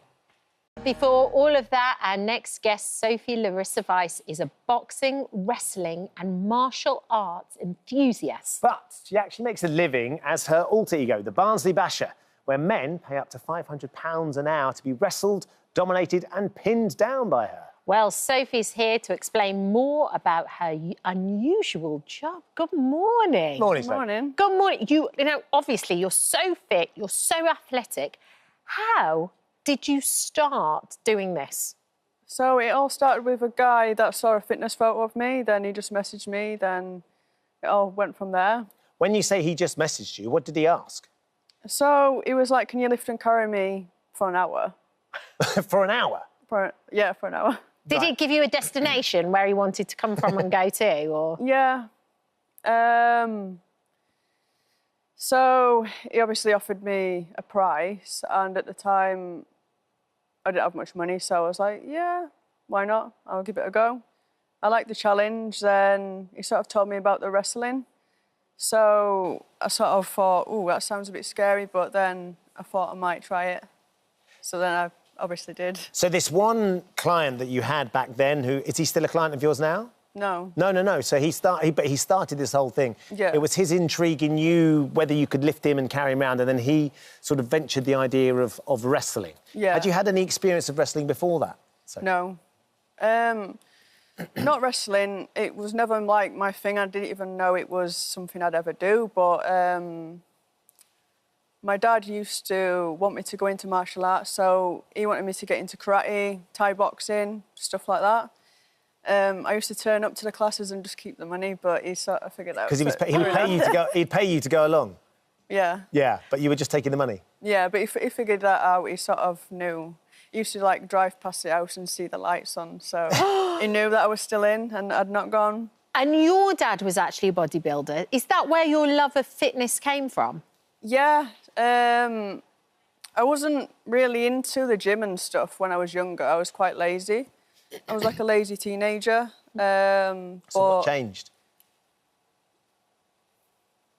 I think because I had like an eating disorder, like in my 20s, so I sort of was struggling with that, went underweight and stuff. Then my dad's just basically said, you don't really need to do that. Like, it's not that's difficult. It's not that complicated.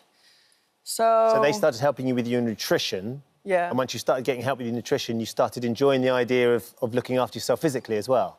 Yeah, because it's just literally, you don't have to, like, diet and exercise. It's more eat and train. Right. Yeah. So it's just a better way of life, I guess. Of course. Yeah. So how often do you train now, and what's your diet at the moment? I've not been training as well as I usually do because I've been travelling a lot, but round about... I still go to the gym, but my jiu-jitsu, I haven't really been doing that as much because I've been too busy to do it. But, yeah, I go, like, 6 times a week to the gym. And when you say you're busy, it's because you this career of yours and the bespoke request you're getting has sort of really exploded, hasn't it? You're starting to get requests from men, not just as this first guy wanted, which was to be carried around, but to be wrestled and pinned down. What's their motivation, Sophie, to have you do this to them? Their motivation, they just like to struggle underneath a woman and, like, test a woman's strength. But it's empowering as a woman to do something like this because you sort of think, oh, these moves do work. And would you say you have a typical customer? Like, what's your demographic? Is it always the same type of person that turns up? Pretty much. Like, I'd say the most common is 40 plus. Right. Like the age range. Then, yeah, they always turn up in, like, baggy shorts and a baggy top with a backpack, a bottle of water in their hand. Ready for action. Yeah, ready for action. And have they told you where this comes from? Because obviously there's something in them that they've either seen or they've done where it's like, yeah, I want to do that. James Bond. James Is it Bond? really? Yeah, like, a lot of them say that. James Bond. There was a particular James Bond. It's the lady that sort of scissors the guy. Famke Janssen played Onatop, I think she's called Xena or something like that. Xena Onatop. Something like that. Oh, yes, definitely, Onatop. Yeah. I know, don't worry. That's it, but that scene she flips in and then she uses her thighs, doesn't she, to sort of garrote people. I haven't really, like, properly watched it, but I've seen, like, snippets of it, and because I was really curious, I'm like, what is going on? Like, why is it a thing? Like, why has it started this whole fetish off? So Sophie, let's talk detail then, because this is a business now. You have an OnlyFans account. You're not doing the more sort of nude stuff on OnlyFans. You say that doesn't really work. This sort of more bespoke fetish stuff really is. How much... So we were saying it's about £500 an hour, but how much are you making from this sort of form of fetish with your clients? It's hard to put a price on it because it varies depending on how much effort I put in, where I am, and stuff like that. Yeah. But I'd say it's changed my life for the better. What have you done with all the money? Because you've earned a fortune from it now. What have you done with all the money you've earned? So I've got an apartment in Bulgaria, then I've got my own house. Wow. Yeah. That's not bad. It's all right. Clearly profitable. Do you enjoy it, Sophie? Yeah, I love it. Do you? Yeah. What is it you love about it?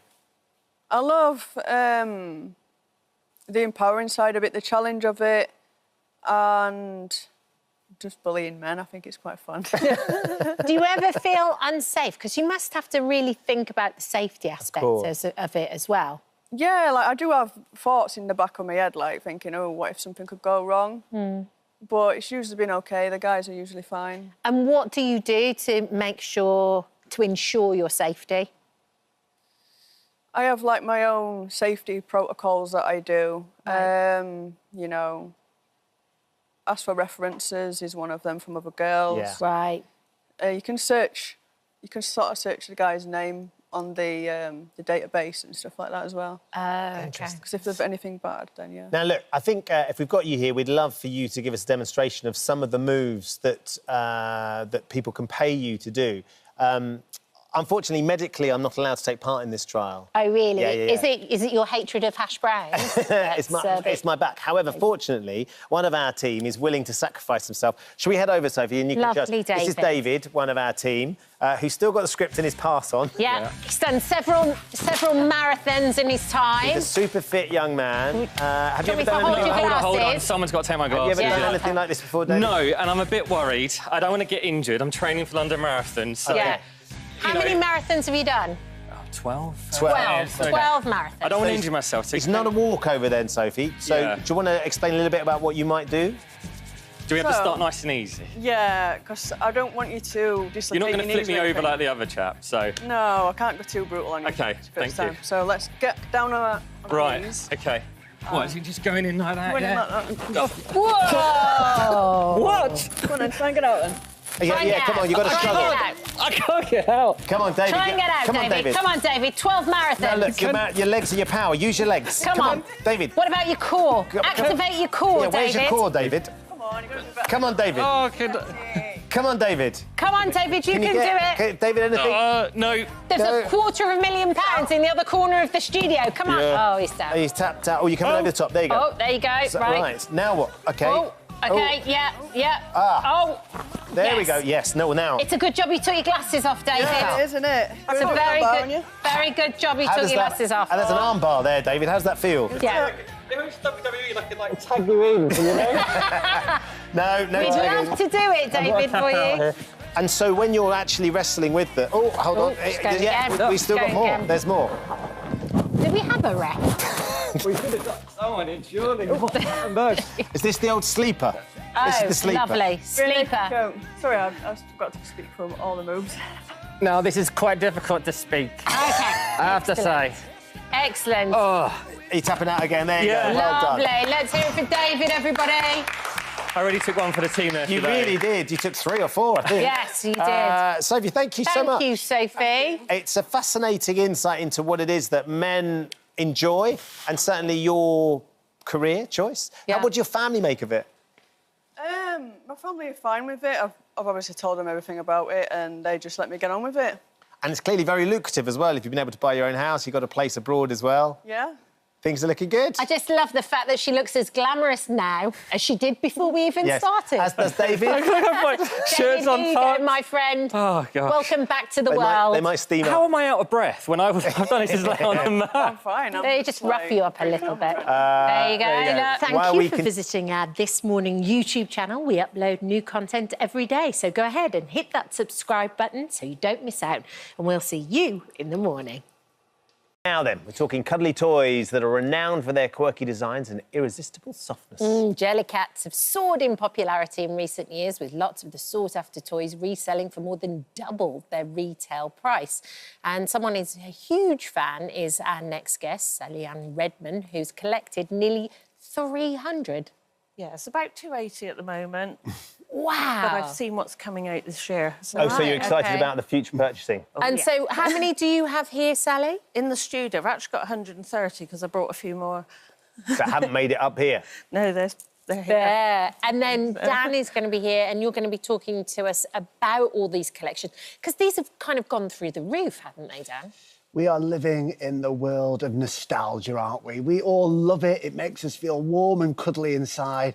And the crazy thing is, now, Jellycats, it doesn't seem like that long ago, 1999, that they were launched. But there's a thing called Laver's Law, and Laver's Law basically says it used to be that every 100 years things would come back in fashion. Now, because of globalisation, because of social media, and because the world is a much smaller place, actually things are coming into fashion again in about 15 to 20 years. So all of those kids that were around in the 1990s are now wanting to complete their collection. So we're seeing not just we're seeing an absolute explosion when it comes to Jellycats, the value of Jellycats.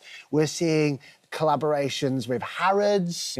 We're seeing collaborations with Selfridges, where you can go and get fish and chips. Yeah, it's like an experience. This is on the toy floor in Selfridges. I took my boys the other day and I couldn't understand what was going on. So it's actually a toy. So this is a plush toy, and they are emulating fish and chips they made. We've also got bakeries in Paris where, you know, you can buy Jellycats as croissants. They're not edible. No. They're not edible. They're not. No, they've just You've also pretend. got Harrods where you can buy the tea set. So really clever. Yeah. Really clever. Clever bits of marketing. So, Sally Ann, when did you fall in love with Jellycats then? I did buy a few when they started in 1999, just little tiny ones. OK. I don't have those anymore, but I suppose when I first met my late husband, he started buying me them for Christmas and birthdays, and that kind of escalated to if we were having a day out anywhere, we'd go to a Jellycat shop and he'd get me a Jellycat. So, and he used to give them silly names as well. But and they slowly grew, and your collection now is pretty spectacular. You've got a couple in your hands. So these are special ones to you? These are the specials. This is the first one that I absolutely fell in love with.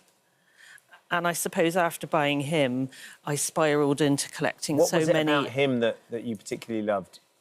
I just loved him, and I think it was that my husband used to muck about with him. Right, OK. So and it was just something that made me happy, and he did he's it also to got a make me Taylor happy. Swift bracelet on as well, hasn't he, around the neck? Well, no, it's just got his name on it. OK. It didn't come with a lot of them. No, I was going to say no, a lot of them have got their names on. OK, so there's that one, and the other one?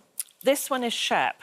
When my husband passed away, his nickname was Shep, my husband, so I decided to get a black and white dog, and this does contain some of his ashes. Oh, how lovely. So I've got something to cuddle hold on forever, to. yes, and he will go places with me. So these two are the favourites.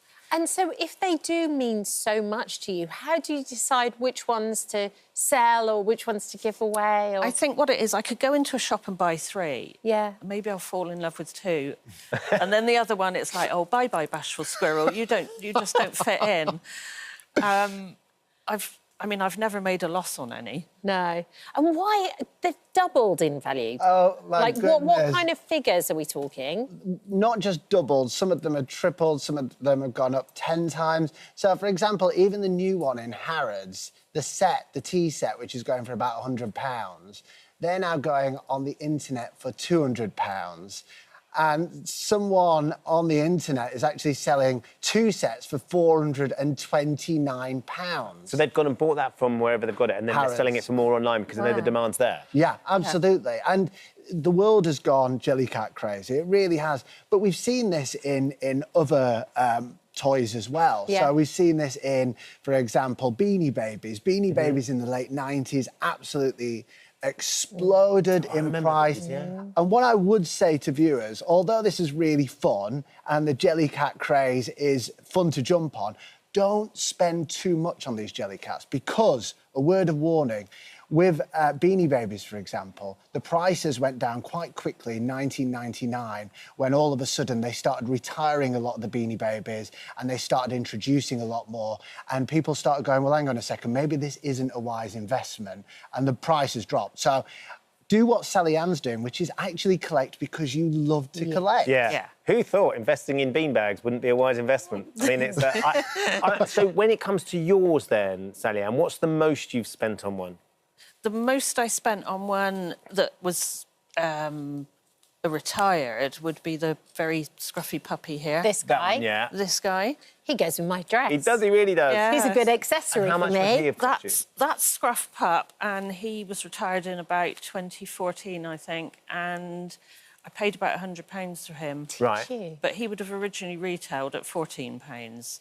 But then you've also sold pieces of your collection. So how much money have you made from the pieces that you've sold as well? Well, I've never added it up, but sometimes I sell ones that, like I said, I don't fall in love with, and that gives me some money to buy one that I really do want. So it's sort of everything that you get, you reinvest into the collection anyway? Yeah, I guess so.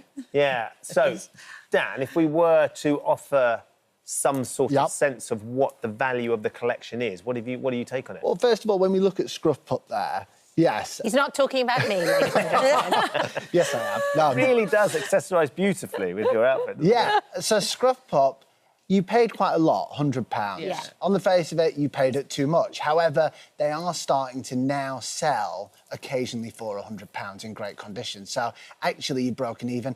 And again, Sally bought that because she loved that Yes. one. Yes. But if we look at the other ones, for example, we've got the Lux bunnies here, which are absolutely fabulous.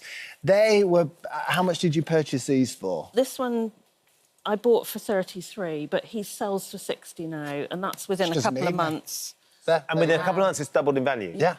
And keeping the tags on is important? Absolutely, Ben. Yeah, but actually, some of these are now selling for 75, so they've actually gone up. They're going up more. Since then. And what happens? Do they just release a certain number and then those are gone and then the new ones come through? Is that what happens? Well, they're very clever, you see. A lot of these companies retire theirs. And so rather than saying we're just discontinuing them, what they do is retire. And so therefore there's this air of exclusivity and prestige, I want that bear and prestige. And the same with limited editions, all perfectly above board, but it does ramp up the prices. So people like Sally, ultimately, if they want a bear, have to start paying over the odds. But when we look at this collection, so we've got about 130 here, haven't we? Yes. Now, looking at some of them, some are worth a little bit more than others. Certainly, a lot of them have at least doubled in price. So you're looking for this lot about £3,000 to £4,000. Oh my Lord! I didn't know. I had no idea. Wow! I've got some better news for you, Sally Ann. You've got lots more at home. This is just the tip of the iceberg. Yes, I've got more at home. And also, it brings you so much pleasure and happiness and joy. And it's fabulous talking to her about it because she's so passionate. But her entire collection's worth about £8,000 to £10,000. Wow. Yeah. I'm not selling them. Just cuddling away. Not selling.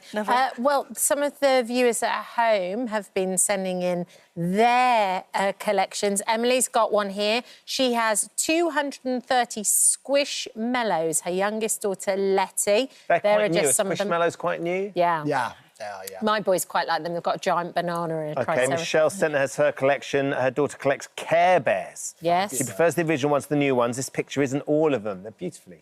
Now, this one here is from Kelly. She's got an 80s toy collection. And if you look really closely, there's everything from strawberry shortcakes to glowworms. I mean, Guys, give me an hour in that room. Do you know what? I might get in trouble for doing this. Go on. But I would love it if we could arrange for me to go and see this viewer and do a trash or treasure with them, because that is an amazing collection. Yeah, Shall we do as soon as we it? showed Dan that picture, his eyes lit up. He would love Kelly to be able to come and actually properly examine what you've got. That would be amazing, wouldn't it? Yeah. Jasmine has sent a picture of her Mimi in the Goo Goo collection. She's had since she was a little girl. She's 33 now. Yeah. It's great. Absolutely. I don't have another And one. then in there. Angela. Who's Angela? Last one. This is something that Kat and I were talking about in the 80s when you used to have a collection of rubbers. Yeah. Oh, yes. And the rubbers used to smell, but they had to stop making them smell because there was always someone in the class who used to get them stuck up the nose. And I used to eat them. Did you? Yeah. You used to eat them? Yeah. I asked him who was the person in your class that used to put them up their nose. It was me. It was me. You can't eat the rubbers now. Don't eat rubbers now. They don't smell anymore, so there's no joy and fun in sticking them up your nose. Not that there was back then. It was just really inconvenient. But Your poor mother. Angela, we were exactly the same. We all had a rubber collection. That's fantastic. Sally Ann, thank you for bringing in all these amazing little toys. Thank you. Hello. Thank you. Thank you for visiting our This Morning YouTube channel. We upload tons of new content every single day. So hit the subscribe button, like all the videos, and don't miss out. We'll see you in the morning. First, though, after tragic circumstances left our next guest homeless at just 15 years old, he went into survival mode, which prompted him to start his very own gardening business. Well, 19 companies and a collaboration with Sir Richard Branson later, Simon Squibb is now a millionaire who dedicates his life to helping people's dreams become reality. Excuse me, do you guys have a dream? She has a dream. You have a dream? I do have a dream. What is it? I want to be a singer. Okay, sing. Oh no, I'm shy. That's why my dream hasn't become reality. 9.4 million people follow me online. Last video got 65 million views. This is your chance to get noticed, get followers, and your dream to begin. So sing. Well, the money that you give me is my business money. Yes. What business would you do?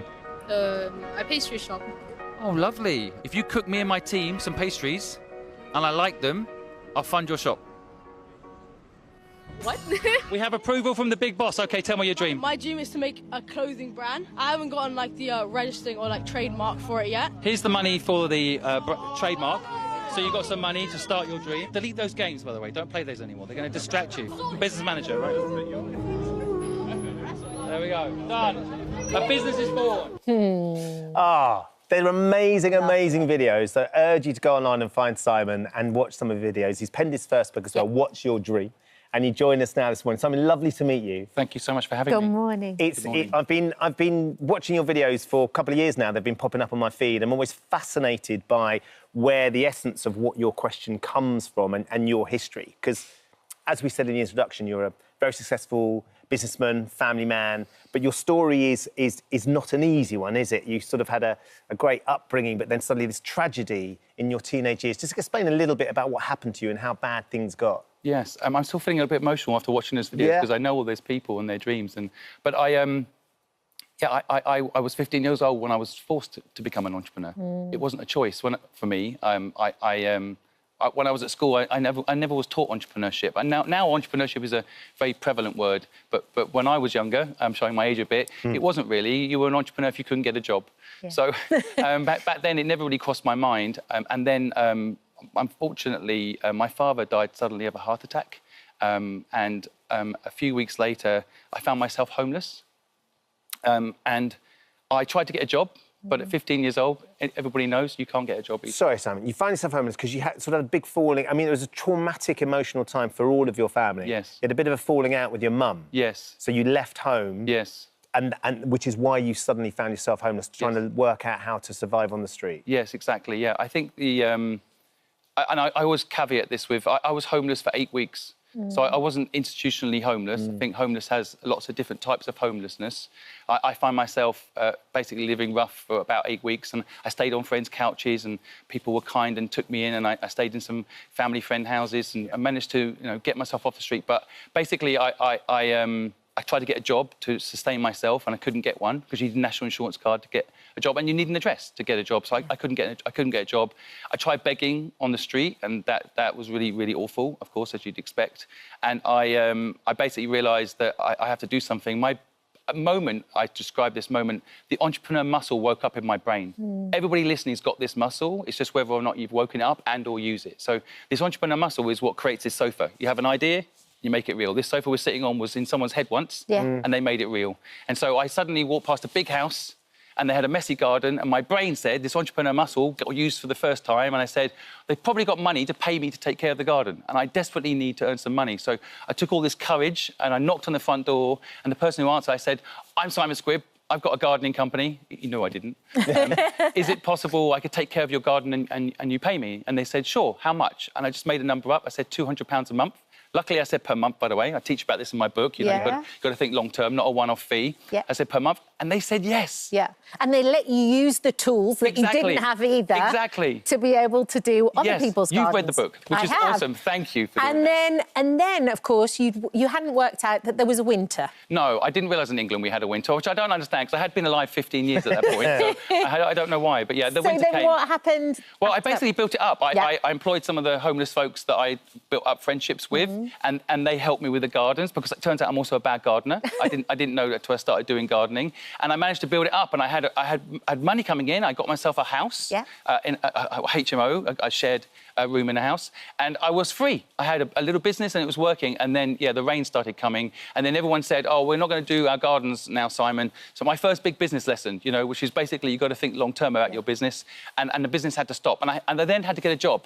But by that time, this entrepreneur muscle in my brain had woken up. Yeah. And this is what I want to help everyone do: wake up that entrepreneur muscle in their head, so they have more options in life. Yeah, I think the other thing that I got from the book as well is to not fear failure either. Right. You just spoke about there, you built up this business, you almost did the impossible, coming from being homeless and 15 years old, no equipment, you did it, and then it didn't work out. Yeah.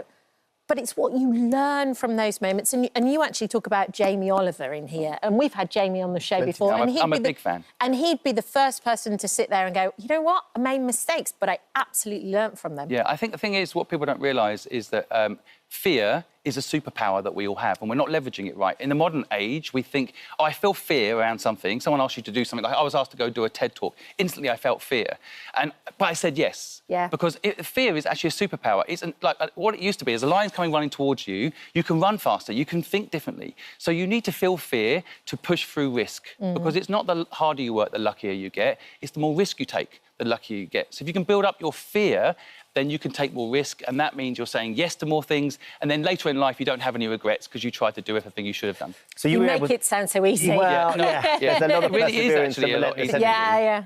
But you created this huge business, Fluid, which then became a hugely successful business, and you've since, I think, over 19 other businesses that you have created and invested in. And one of the things that you're really passionate about now is helping people achieve their dreams. Yes. The clips that we showed was you just walking around, going up to people and asking people, what is your dream? Yes. I find it absolutely fascinating, the amount of people that you meet and you bump into and the range of dreams that people come up with. What have you been struck by with regards to meeting general public and introducing this as an idea on social media, Simon? I think the thing is, what's really exciting is that people, you walk past some people you think have no dream. And so I walked past a guy, he was actually in the bins. I don't know what he was doing. You'd normally walk past this sort of person and be a bit scared. And I stopped and asked them their dream. And the dreams just blow me away. I mean, when you talk to people about their dreams, their eyes light up. Something changes in people when they talk about their dream. The problem is a lot of people don't think they're possible. They have what we call limiting belief systems. So they think, for example, starting a business is harder than working for someone else, which it's not true. It's not true. But people have these belief systems that they're so sure are true that they don't follow their dreams. And so, again, I tried to talk about this in the book, remove these limiting belief systems. But when people have a dream, that literally I can tell it's what they're meant to be doing, but people aren't necessarily anymore doing what they're meant to be doing. And I want to change that. I want to help people realise they can do anything. And when you say you want to help, I mean, you bought a staircase. Yes. you put a Ring doorbell in Yes. there. And so anybody can go. Yep. They can talk to you about their dream and you help them make it happen. So here's the beautiful thing. It started out, really, I just wanted to help the 15-year-old me. Yeah. And when I left school at 15, I realised I'd been in school 12 years and they hadn't taught me any of these things that were all teachable. You know, how money works, how sales work. Anyone can sell. Sales is how you get free. Teaching people that they can make an idea in their head and make it real. None of this was taught at me at school. So my original idea 5 years ago when I started this was just to help the 15-year-old me. It was quite a selfish endeavour. But I needed to find out what people's dreams were so I could help that 15-year-old me. But I've noticed now that, you know, with the doorbell, what's happening is we put this doorbell up in Twickenham and we said, if you've got a dream and you can't find me, there's only so many places I can be at once, you can now go to this doorbell and press it and pitch it. But here's the beautiful thing. When we put the dream up online, it's no longer just me helping, it's the community online helping. Right. So people have put their dreams up online, they've got funding in the comments, they've got a client in the comments. We just recently, a lady called Emma Wills, she got 300,000 followers now supporting her. She wanted to be a clothing social media influencer. She was getting on a bus, I asked her, now she is. In 24 hours, we've helped become what she wants to become. It's still up to her, but I think it's the community side that really excites me now. Yeah. Like, and with the doorbell, so Richard Branson is now it's also... contagious, yeah, this energy that you have. Yeah, now Richard Branson. He's such an icon for me. Yeah. When I was 15 years old, he was the only person I could reference. When I said I was an entrepreneur, people would say, you mean you can't get a job? And I'd be like, no, like so Richard Branson. And now he's working with us, and we've put a doorbell on the Virgin Hotel in Shoreditch. Yes. And from Friday at 9 a.m, you can go there and pitch to that doorbell, and myself and Richard will react to your dreams, and we're both going to promote you on our social medias. So this thing's growing, you know, it's the community growing, helping people's dreams, not just me, which is the bit I'm really excited about. I think that thing, the word that Kat used that's so relevant, it's so contagious. Oh, you know, absolutely. Helping people sort of leads to helping people, and that community builds, and it becomes something that builds that momentum. It's really incredible. Really true. Yeah. Simon, love it. Thank you Thank you so much. And thank you for coming on the show today. Pleasure. There's an audio book as well, which is great that you read. Simon's book, What's Your Dream, is out tomorrow. It's just busting myths. Honestly, Get on I'd with urge you to it. find Do Simon it. online as well and just watch some of the interactions that you have with those people. Because there was the woman that you've been talking to recently that's got her patties that are now she's done £30,000 worth of sales just from talking to you about the fact that she wanted to launch a patty business. Oh, you should follow her too. I watch her videos every day. Her energy for doing what she loves. She's made vegan patties, for those that don't know, that basically are nutritious, tasty, and they make you healthy. For her, they made her healthy. So she wanted to make them for other people. But yeah, she's managed to get into 30 stores, and every single day she's on social media, dishing out her vegan patties, living her dream. It's just so inspiring. I get a lot of inspiration from the dreamers themselves. I watch them go for it. They have a bit of luck. We all need a bit of luck. So you could argue getting on my channel is a bit of luck, but you have to leverage that luck. You know, and that's you've got to make the luck work for you, haven't you? Totally. Simon, thank you. Oh, hello. Thank you for visiting our This Morning YouTube channel. We upload tons of new content every single day. So hit the subscribe button, like all the videos, and don't miss out. We'll see you in the morning. Almost 1 year since the XL Bully was put on the list of banned dogs in the UK, and attention has now turned to another breed. Cane Corsos have increasingly been seen as a status dog after the XL bully ban. Famous owners of the dog, which can grow to weigh 8 stone, include Vin Diesel and Marcus Rashford. But does its size pose the same risks as the XL bully? John Allison is the owner of a Cane Corso Vito here, who's alongside us, and Dr. Scott is sitting on the sofa too. Good morning to all of you. Good morning. John, lovely to meet you, and your beautiful dog. He is beautiful. Thank you very much. The most docile, extraordinarily charming dog. Dribbling, gentle giant. Most dangerous trait. Tell us, though, John, a little bit about the Cane Corso. When did you first start having this breed of dogs, and what's he like, generally? Vito is he's 7 years old. He was my first Cane Corso. He came to me from Bulgaria at 5 months old. As you can see, he's a very loving, affectionate companion dog. He is big and powerful. You know, we're fully aware of that. But as you've seen today, he's very calm, very relaxed, very social, which is, you know, ultimately the most important thing when you bring any large dog into your family. But as you can see, he's a fantastic companion and absolutely adores affection of everyone around him. Yeah, really is a gentle giant. Dr. Scott, tell us a little bit about this breed. Yes, so Cane Corso, or Cane Corso, if you want to be posh, they are a very powerful dog that you can see. They're an Italian Mastiff. Yeah. Their lineage isn't fully clear, which is why they can't be registered with the Kennel Club. But they have descended from war dogs of Rome because they're very protectionist, they're a guard dog, and so they behave still in those same ways. And as you've already said, heavy dog, about 50 kilograms. Yeah. So that does mean that it is not a dog for the faint-hearted. It needs to be with someone like John here, very experienced, who is able to sort of control a dog with this much might. Yeah. You know? So we were saying that it's about a year since the XL Bully has become a banned breed. Why is the focus now turned? Because when you see Vito here, you know, he's a big dog, but he seems incredibly docile and lovely and sociable. Why is suddenly the focus onto this breed? Well, I do think it's mostly media-driven because certainly we were chatting before and neither of us are seeing, certainly in my veterinary practice, I'm not seeing a rise in them. They aren't on the dangerous dogs list, so therefore they're not a banned breed. So that means that they can be sold, they can be bred, and they can be owned normally. Compared to the XL Bully now, who they can no longer be bred in the UK, they can't be rehomed, can they? They must be microchipped, must be neutered, and must be muzzled at all times in public spaces. So if people are looking for a menacing-looking dog, sure. Yeah, this guy, you know, in a dark alley, he would be looking quite menacing. Yeah. But, in fact, it isn't the dog that is the root cause of this problem. And certainly by meeting Vito, you can see very clearly that is not the case. Absolutely. I think people kind of choose to use them as a status symbol almost a little bit and as a sign of power, I think, if in the wrong hands. But there have been attacks, and very serious attacks too. Yes. So quite recently, I think the media has turned their focus to this breed, and as a result, all of a sudden, these reports have come to light. So in October, there was a dog that had attacked and killed a gentleman's brother, to the point where he's now serving 4.5 years in jail. Really? And there's been a number of attacks that have occurred throughout the course of 2024, which have come to light. Yeah. But that said, I would always say that every single breed of dog, no matter what kind of dog, has the tendency or has the ability to be dangerous. Obviously, the bigger the dog and the more powerful the dog, the more chance that that might turn into a life-threatening injury. But it's certainly not at the paws of any one particular breed as to why these issues are occurring. Instead, it ends up all being down to responsible dog ownership and education. Your dog, John Vito, had his ears clipped before you got... Oh, yes, yes. So he came to me at 5 months, 5 months old. So and the tail dog. These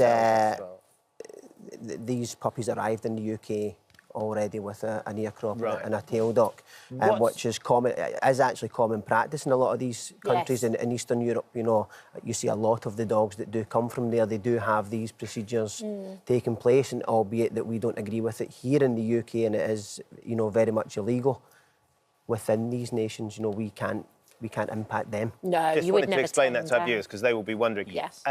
let's talk a little bit about this with your family. I mean, you're clearly a very responsible dog breeder, or dog owner. You have a number of these and have had. But you've got a young family as well, haven't you? Yeah, so I have 3 children who are... My oldest is 15 years old, so he's been around the dogs since, since they arrived.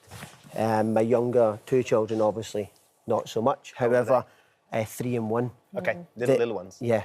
However, it's very, very important to note that regardless of the size of the dog, I would never leave my children unattended with the dog, regardless of a Cane Corso or a Shih Tzu. It doesn't matter to me. Whatever the breed. Whatever the breed, no child should ever be left unattended. And I think what's really important to point out to that is, yes, everyone focuses on the dog, but young children's behaviour is erratic. Yes. We would then put the blame on the dog, albeit, yes, it's non-negotiable. Children, or anyone for that matter, should never come to harm. However, children can cause pain very easily to dogs. They pull ears, they pull tails, they pinch skin, they stand on paws. Yeah. We automatically blame the dog. We need to, as parents and as adults, take responsibility for that and advocate for our dogs, ensuring that the dog and the child is never in that situation that we come to harm. You've got a 15-year-old, Yeah. and admittedly, you can have the best intentions when you are a dog owner, but there are occasions when suddenly you might need to nip out, and then the dog's on its own with the children. So even at the age of 15, my son is never left alone. Right. And you wouldn't be able to walk him either. No, and I walk the dogs. Because I think, it's Vito 7 stone? Yeah, 49 kilograms, yeah. Yeah, don't get me wrong, when we are out together, I will absolutely let my eldest son hold the leash. I am there and, supervising that, but my children are never left home alone. And I know there will be people out there who say, well, I'll leave my 15-year-old home. That's okay. I simply don't. You wouldn't. No. What do you think about the comparison now between your breed and the XL Bully?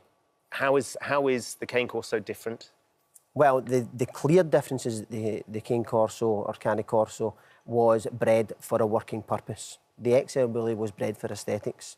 Looked very, it looked fantastic. It was a very beautiful looking dog. Striking. But it had striking, yeah, a great example. But it had no working purpose. The Cane Corso does, and as you see with many of the high-profile personnel throughout the country, the dogs serve as a guardian for their homes. When they are on national or international television, they have a dog there to protect their families. And those dogs that those guys and girls have, they're in training for up to 2 years. Yes. And it costs a significant sum of money. These aren't dogs who are just, let's buy a big dog and put it in this home. These dogs are carefully selected by responsible training companies with a lot of interactions with the families who are taking them in. Up to 2 years in training before those, people get them in the home without the trainer. So there's a lot goes on behind. The big difference that we have seen over the last, kind of 12 months is that, or the key thing we've seen, is that the laws brought in simply don't work. Right. That's the key. We've got it wrong again. Well, the nation have got it wrong. For me, the solution lies an initiative of education, licence and consequence. Now, we have 10.8 million households in the UK that own dogs, whether that be one dog or multiple, there's 10.8 million households. If we charge a licence fee per year, because let's remember, it's a privilege to own a dog, not a right. Yes. If we charge a licence fee of £40 per year, we could generate close to £500 million per year that could be reinvested into education in our schools. Yeah. Could be reinvested into safe areas and public spaces for dogs. Unquestionably, sorry, John, I'm only pushing because we're a bit out of time. Unquestionably, Scott, a fee, £40 for responsible dog owners who want to have these breeds and look after them, they would all probably embrace that and think, I'd be very happy to put that money out there to licence my dog and also put it into the support. It's not necessarily as easy as that to put into practice. What's your take on this as a breed? Well, first of all, let's just say, so we've reached out to the government and they have said there are no plans to put them onto the dangerous dogs list. And just as John said, it's all about education and enforcement. Yeah. The RSPCA is kind of going, we told you so, and saying inevitably we will be looking to another breed to blame for dog attacks. And finally, from my perspective, I think it's using a dog as a weapon is the same as blaming a knife. So if we say we're going to ban knives, well, all the people that are responsibly using them in their kitchens can't use them. Instead, we need to focus on irresponsible breeders and irresponsible dog owners. Yeah, I think well said. And John, you spoke so eloquently about it. Thank you for joining us this morning. Something I'm extremely passionate about, you know. And he is absolutely beautiful. Thank you very much. Beautiful. Thanks, Dr. Scott. Thanks, guys. And well done, Vita, for being so excellent well behaved. I think better than some of the gladiators might be later. I thought you were going to say me for a second. Oh, hello. Thank you for visiting our This Morning YouTube channel. We upload tons of new content every single day. So hit the subscribe button, like all the videos, and don't miss out. We'll see you in the morning. Then, it's the secret formula supposedly used by A-listers to help them easily lose weight without experiencing the negative side effects of weight loss jabs. But what is microdosing, and could it be too good to be true? We're joined now by beauty editor Olivia Falcon alongside Dr. Hussein to tell us more. Good morning to both of you. Good morning. Dr. Hussein, let's start with you, first of all. What is microdosing? Just a tiny bit of something, essentially? Yeah, so microdosing specifically in this instance, the weight loss injections, is using doses or dose intervals that are lower than what is licensed or what the manufacturer advises. So, for example, with tirzepatide, Mounjaro, the trade name, 2.5 milligrams is the lowest dose that you can be on. But in certain instances, some people are using it, for example, every 2 weeks rather than every week. OK. So the same dose, but then spreading out the injections. Yeah. So that counts as microdosing? Yes, because the actual way that these are administered is through a pen, which automatically releases a single dose. Right, So you can't really effectively halve it. Right. In certain other instances and other medications, then sometimes we will, when it's, for example, a liquid or a tablet, and that can be done, or an injection where you can modify. But in this instance, it's being done by extending the intervals. OK. So we're going to talk to Olivia in just a moment, who's been starting the microdosing herself. But from a medical professional's perspective, does microdosing work in your experience? So if we look at this specific indication, where we're using Mounjaro tirzepatide, its half-life is about 5 to 6.5 days. So that's why it's given once a week. When you give it more and you have extended intervals beyond a week, then the drug would have pretty much gone out of your system. So you're going to be having varying levels of effects of the actual drug itself. So it isn't something that I personally would use with my patients. But it is something that some private clinicians are using as a kind of interim point between being on 2.5 milligrams, the lowest dose, and not being on it at all. OK. Olivia, let's come to you. You look absolutely amazing. You look fantastic. When did you first start using the weight loss drugs? So I started using the drugs in May of 2023. Oh. Maybe actually, no, April. I was feeling really, really unwell. I was going through the perimenopause. Yeah. I was coming up to sort of heading into my 50s. And I was I felt for myself, I felt quite overweight. I was the same weight I was when I was full-term pregnant with my first child. I had really bad lower back pain. I went to see a doctor and I did some blood tests, and they said to me that I was pre-diabetic and my cholesterol level was 6.6, which I think is fairly high. Right. So I had a friend who had been taking an injection called Ozempic, and I went to go and see her doctor, private doctor in London, who suggested I start trying some of the injections. Olivia, before you tried or spoke to that doctor and tried the injections, did you address any lifestyle changes that you thought might have helped as well? So I started off with a functional medicine doctor. So they were the ones that ran all the tests for me, and they put me on a lot of supplements. I always exercise. I go to the gym 3 times a week, but I am guilty, I think a lot of people are, of maybe snacking. I kind of sometimes would get involved in my kids' dinner before my dinner. I had a glass of wine, you know, throughout the pandemic as well. I put on some weight, you know, overeating maybe. So I did for about 3 or 4 months before I went down this route. I really sort of tried to be mindful, but, you know, I have a very busy lifestyle and it was quite unsustainable. And what I found with these injections is it has made, you know, keeping a healthy weight for myself much more easy and attainable.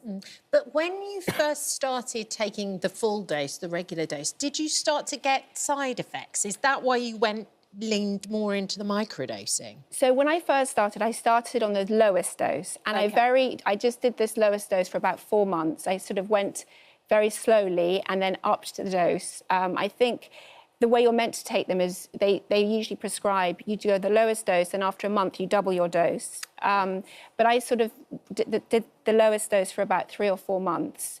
I did go up to a 1 milligram dose of Ozempic, and I did actually feel quite ill when I did that. I felt very, very tired. So I decided to go down.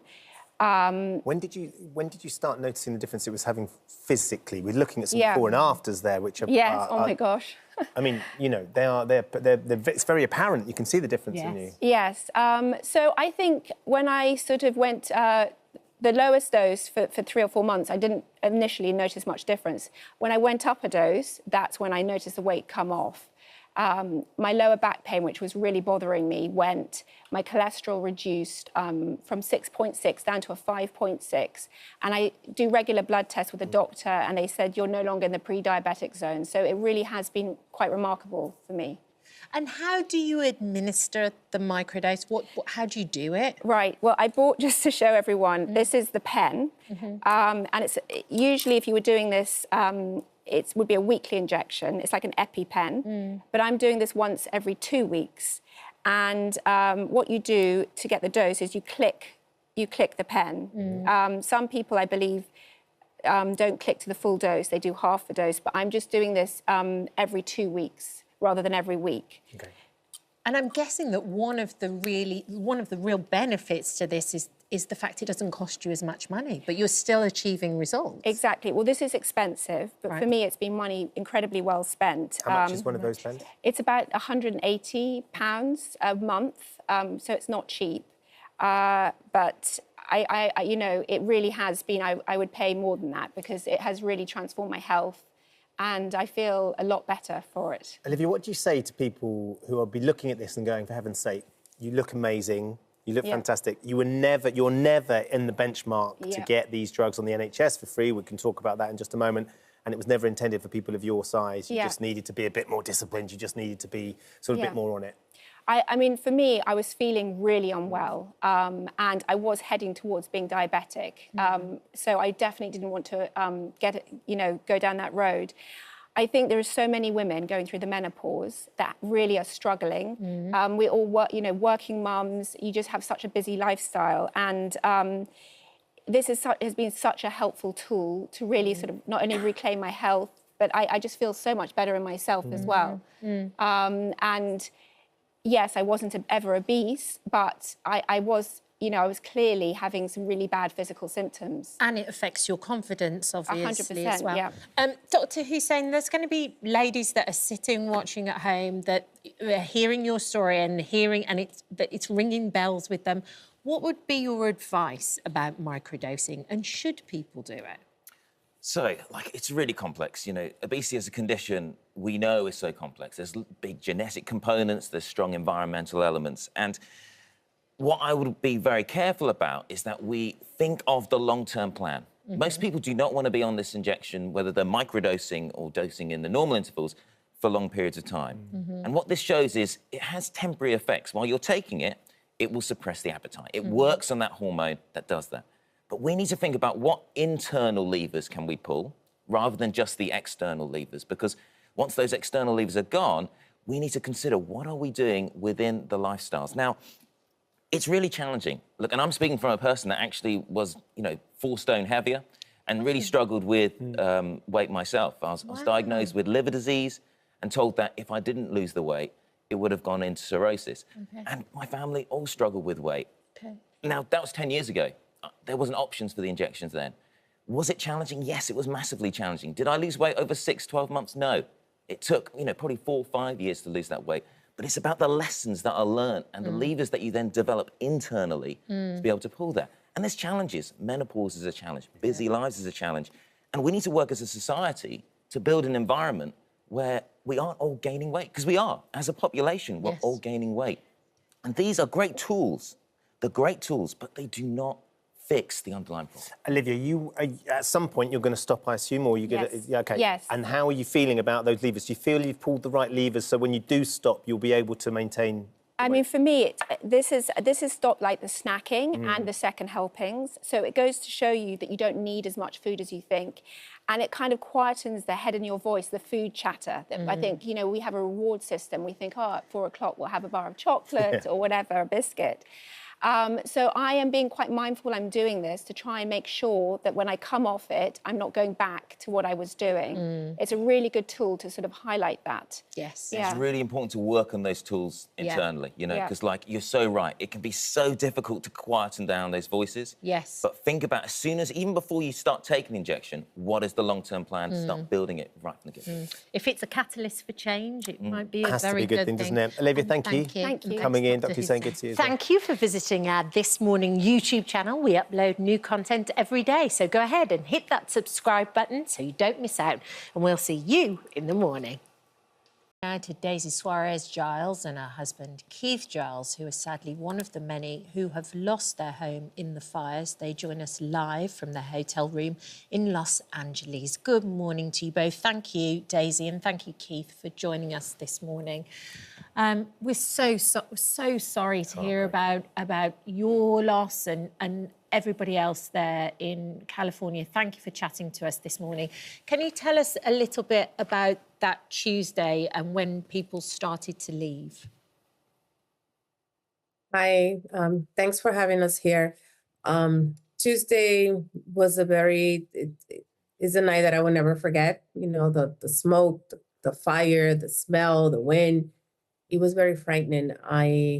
We actually just gotten back from holidays, so the whole day I was just, you know, going on my life.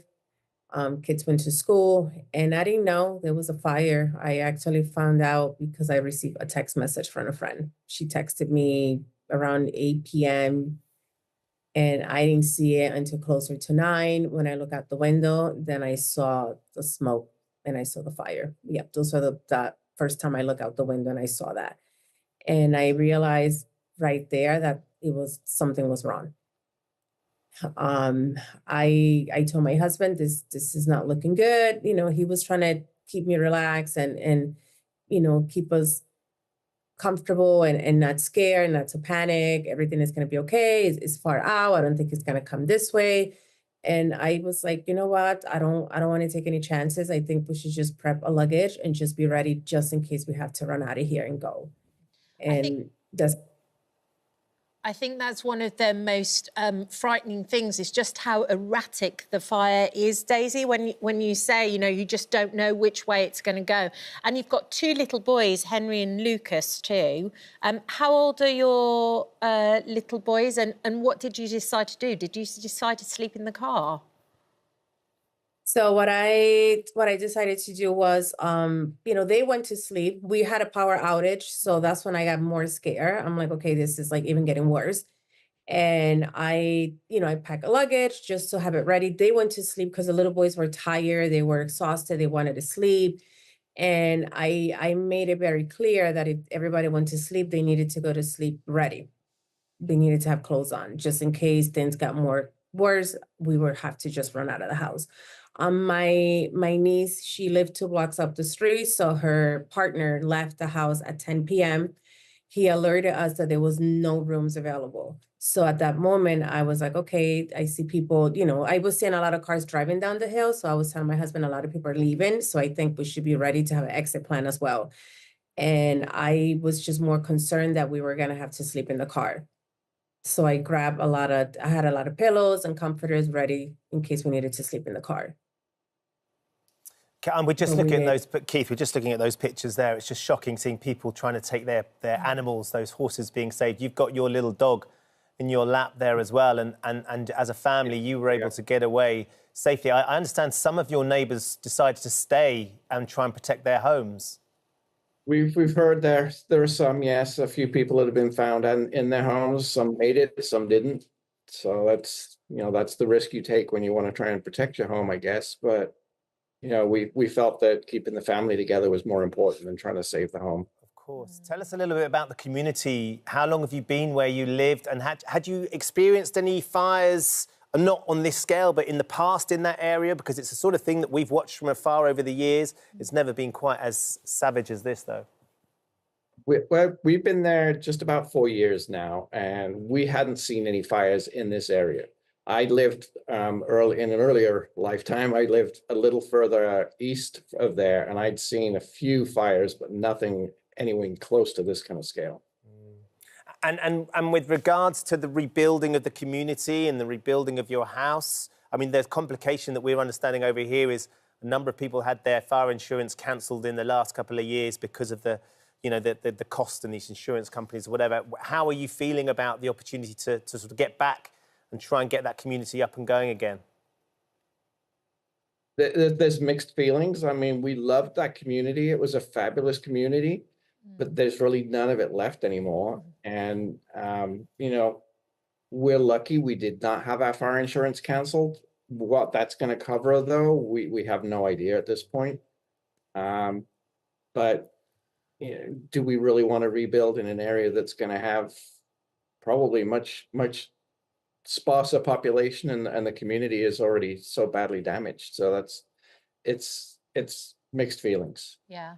And it's about taking care of the pets and the boys. So where are Henry and Lucas now, and how are they processing this? Because it's so hard to explain, I think, to, you know, especially to children who are so young. Henry, he's a strong little boy, stronger than I even thought. When I cry, he said, "Mommy, why are you crying? They're going to fix the house. The builders are going to come and they're going to fix it." And I mean, he said, "They're going to fix it." And I'm like, "Who?" He's like, "The builders. They're going to come and they're going to fix it." Right. And he's very hopeful that we're going to have our home back. Lucas, yesterday, when my husband spoke to him, he called and he asked my husband if the house was ready, if they already fixed it. And, you know, it's just really, it's very depressing for me, because everything that we do, everything that we have worked for is for our family, for our kids. That night I could not sleep. I stayed up even though they went to sleep. And like I said, at 1:30 in the morning, when I saw that fire, like 2 houses closer, you know, it was just 2 houses behind the house in front of me. I woke them up and I said, "It's time to go. We got to run and go. Like, we have to go." You know, it was already getting bad. And it was just like it was just horrific, just trying to, you know, leave and driving and seeing the fire. And we had to go up the hill to drive my other niece to pick up her car so they can leave. So it was just not a good picture, not a good memory. And my kids had to see that so they remember. And Lucas, one of the first things that he did, Henry has been speaking a lot and telling everybody what happened. Lucas has not said anything. And one of the first things that he did was in the car, in the vehicle that is burned, he started drawing a picture of the mountain with the fire. Goodness me, it's so brutal on them. I think I'm right in saying that the boys have gone to stay with some family, haven't they? They're not with you there in California at the moment. Yeah, they're in Florida with Daisy's family right now. Lovely. Okay. So they're with their family in a completely different part of the world and hopefully having a whale of a time a million miles away from the reality of what's faced. Well, look, thank you both for joining us this morning and sharing your story. Fingers crossed that community can get itself back on its feet as soon as possible. And it's as painless as it possibly can be, but we can't imagine what you're going through right now. No. Thank you. Thank you for the space and the opportunity to speak. Thank you.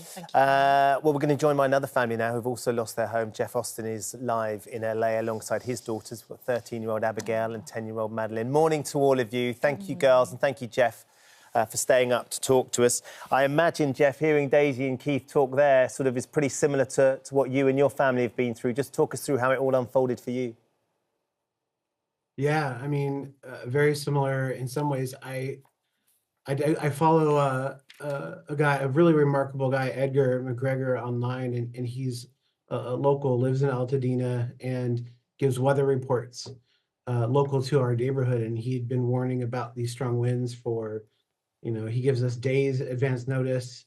And he'd spent time in Eaton Canyon where the fire started, and he would video himself every single day picking up trash, and he warned us, you know, if a fire starts, go. The wind was it was rough that morning, and so we actually left and went to a hotel when the girls got home from school. And, so we were actually gone before the fire even started because it was going to be 80-mile-per-hour wind, and we have a tree that hangs over our house, our bedroom, my wife and I's bedroom. And so we wanted a good night's sleep and thought we'd just be back in the morning.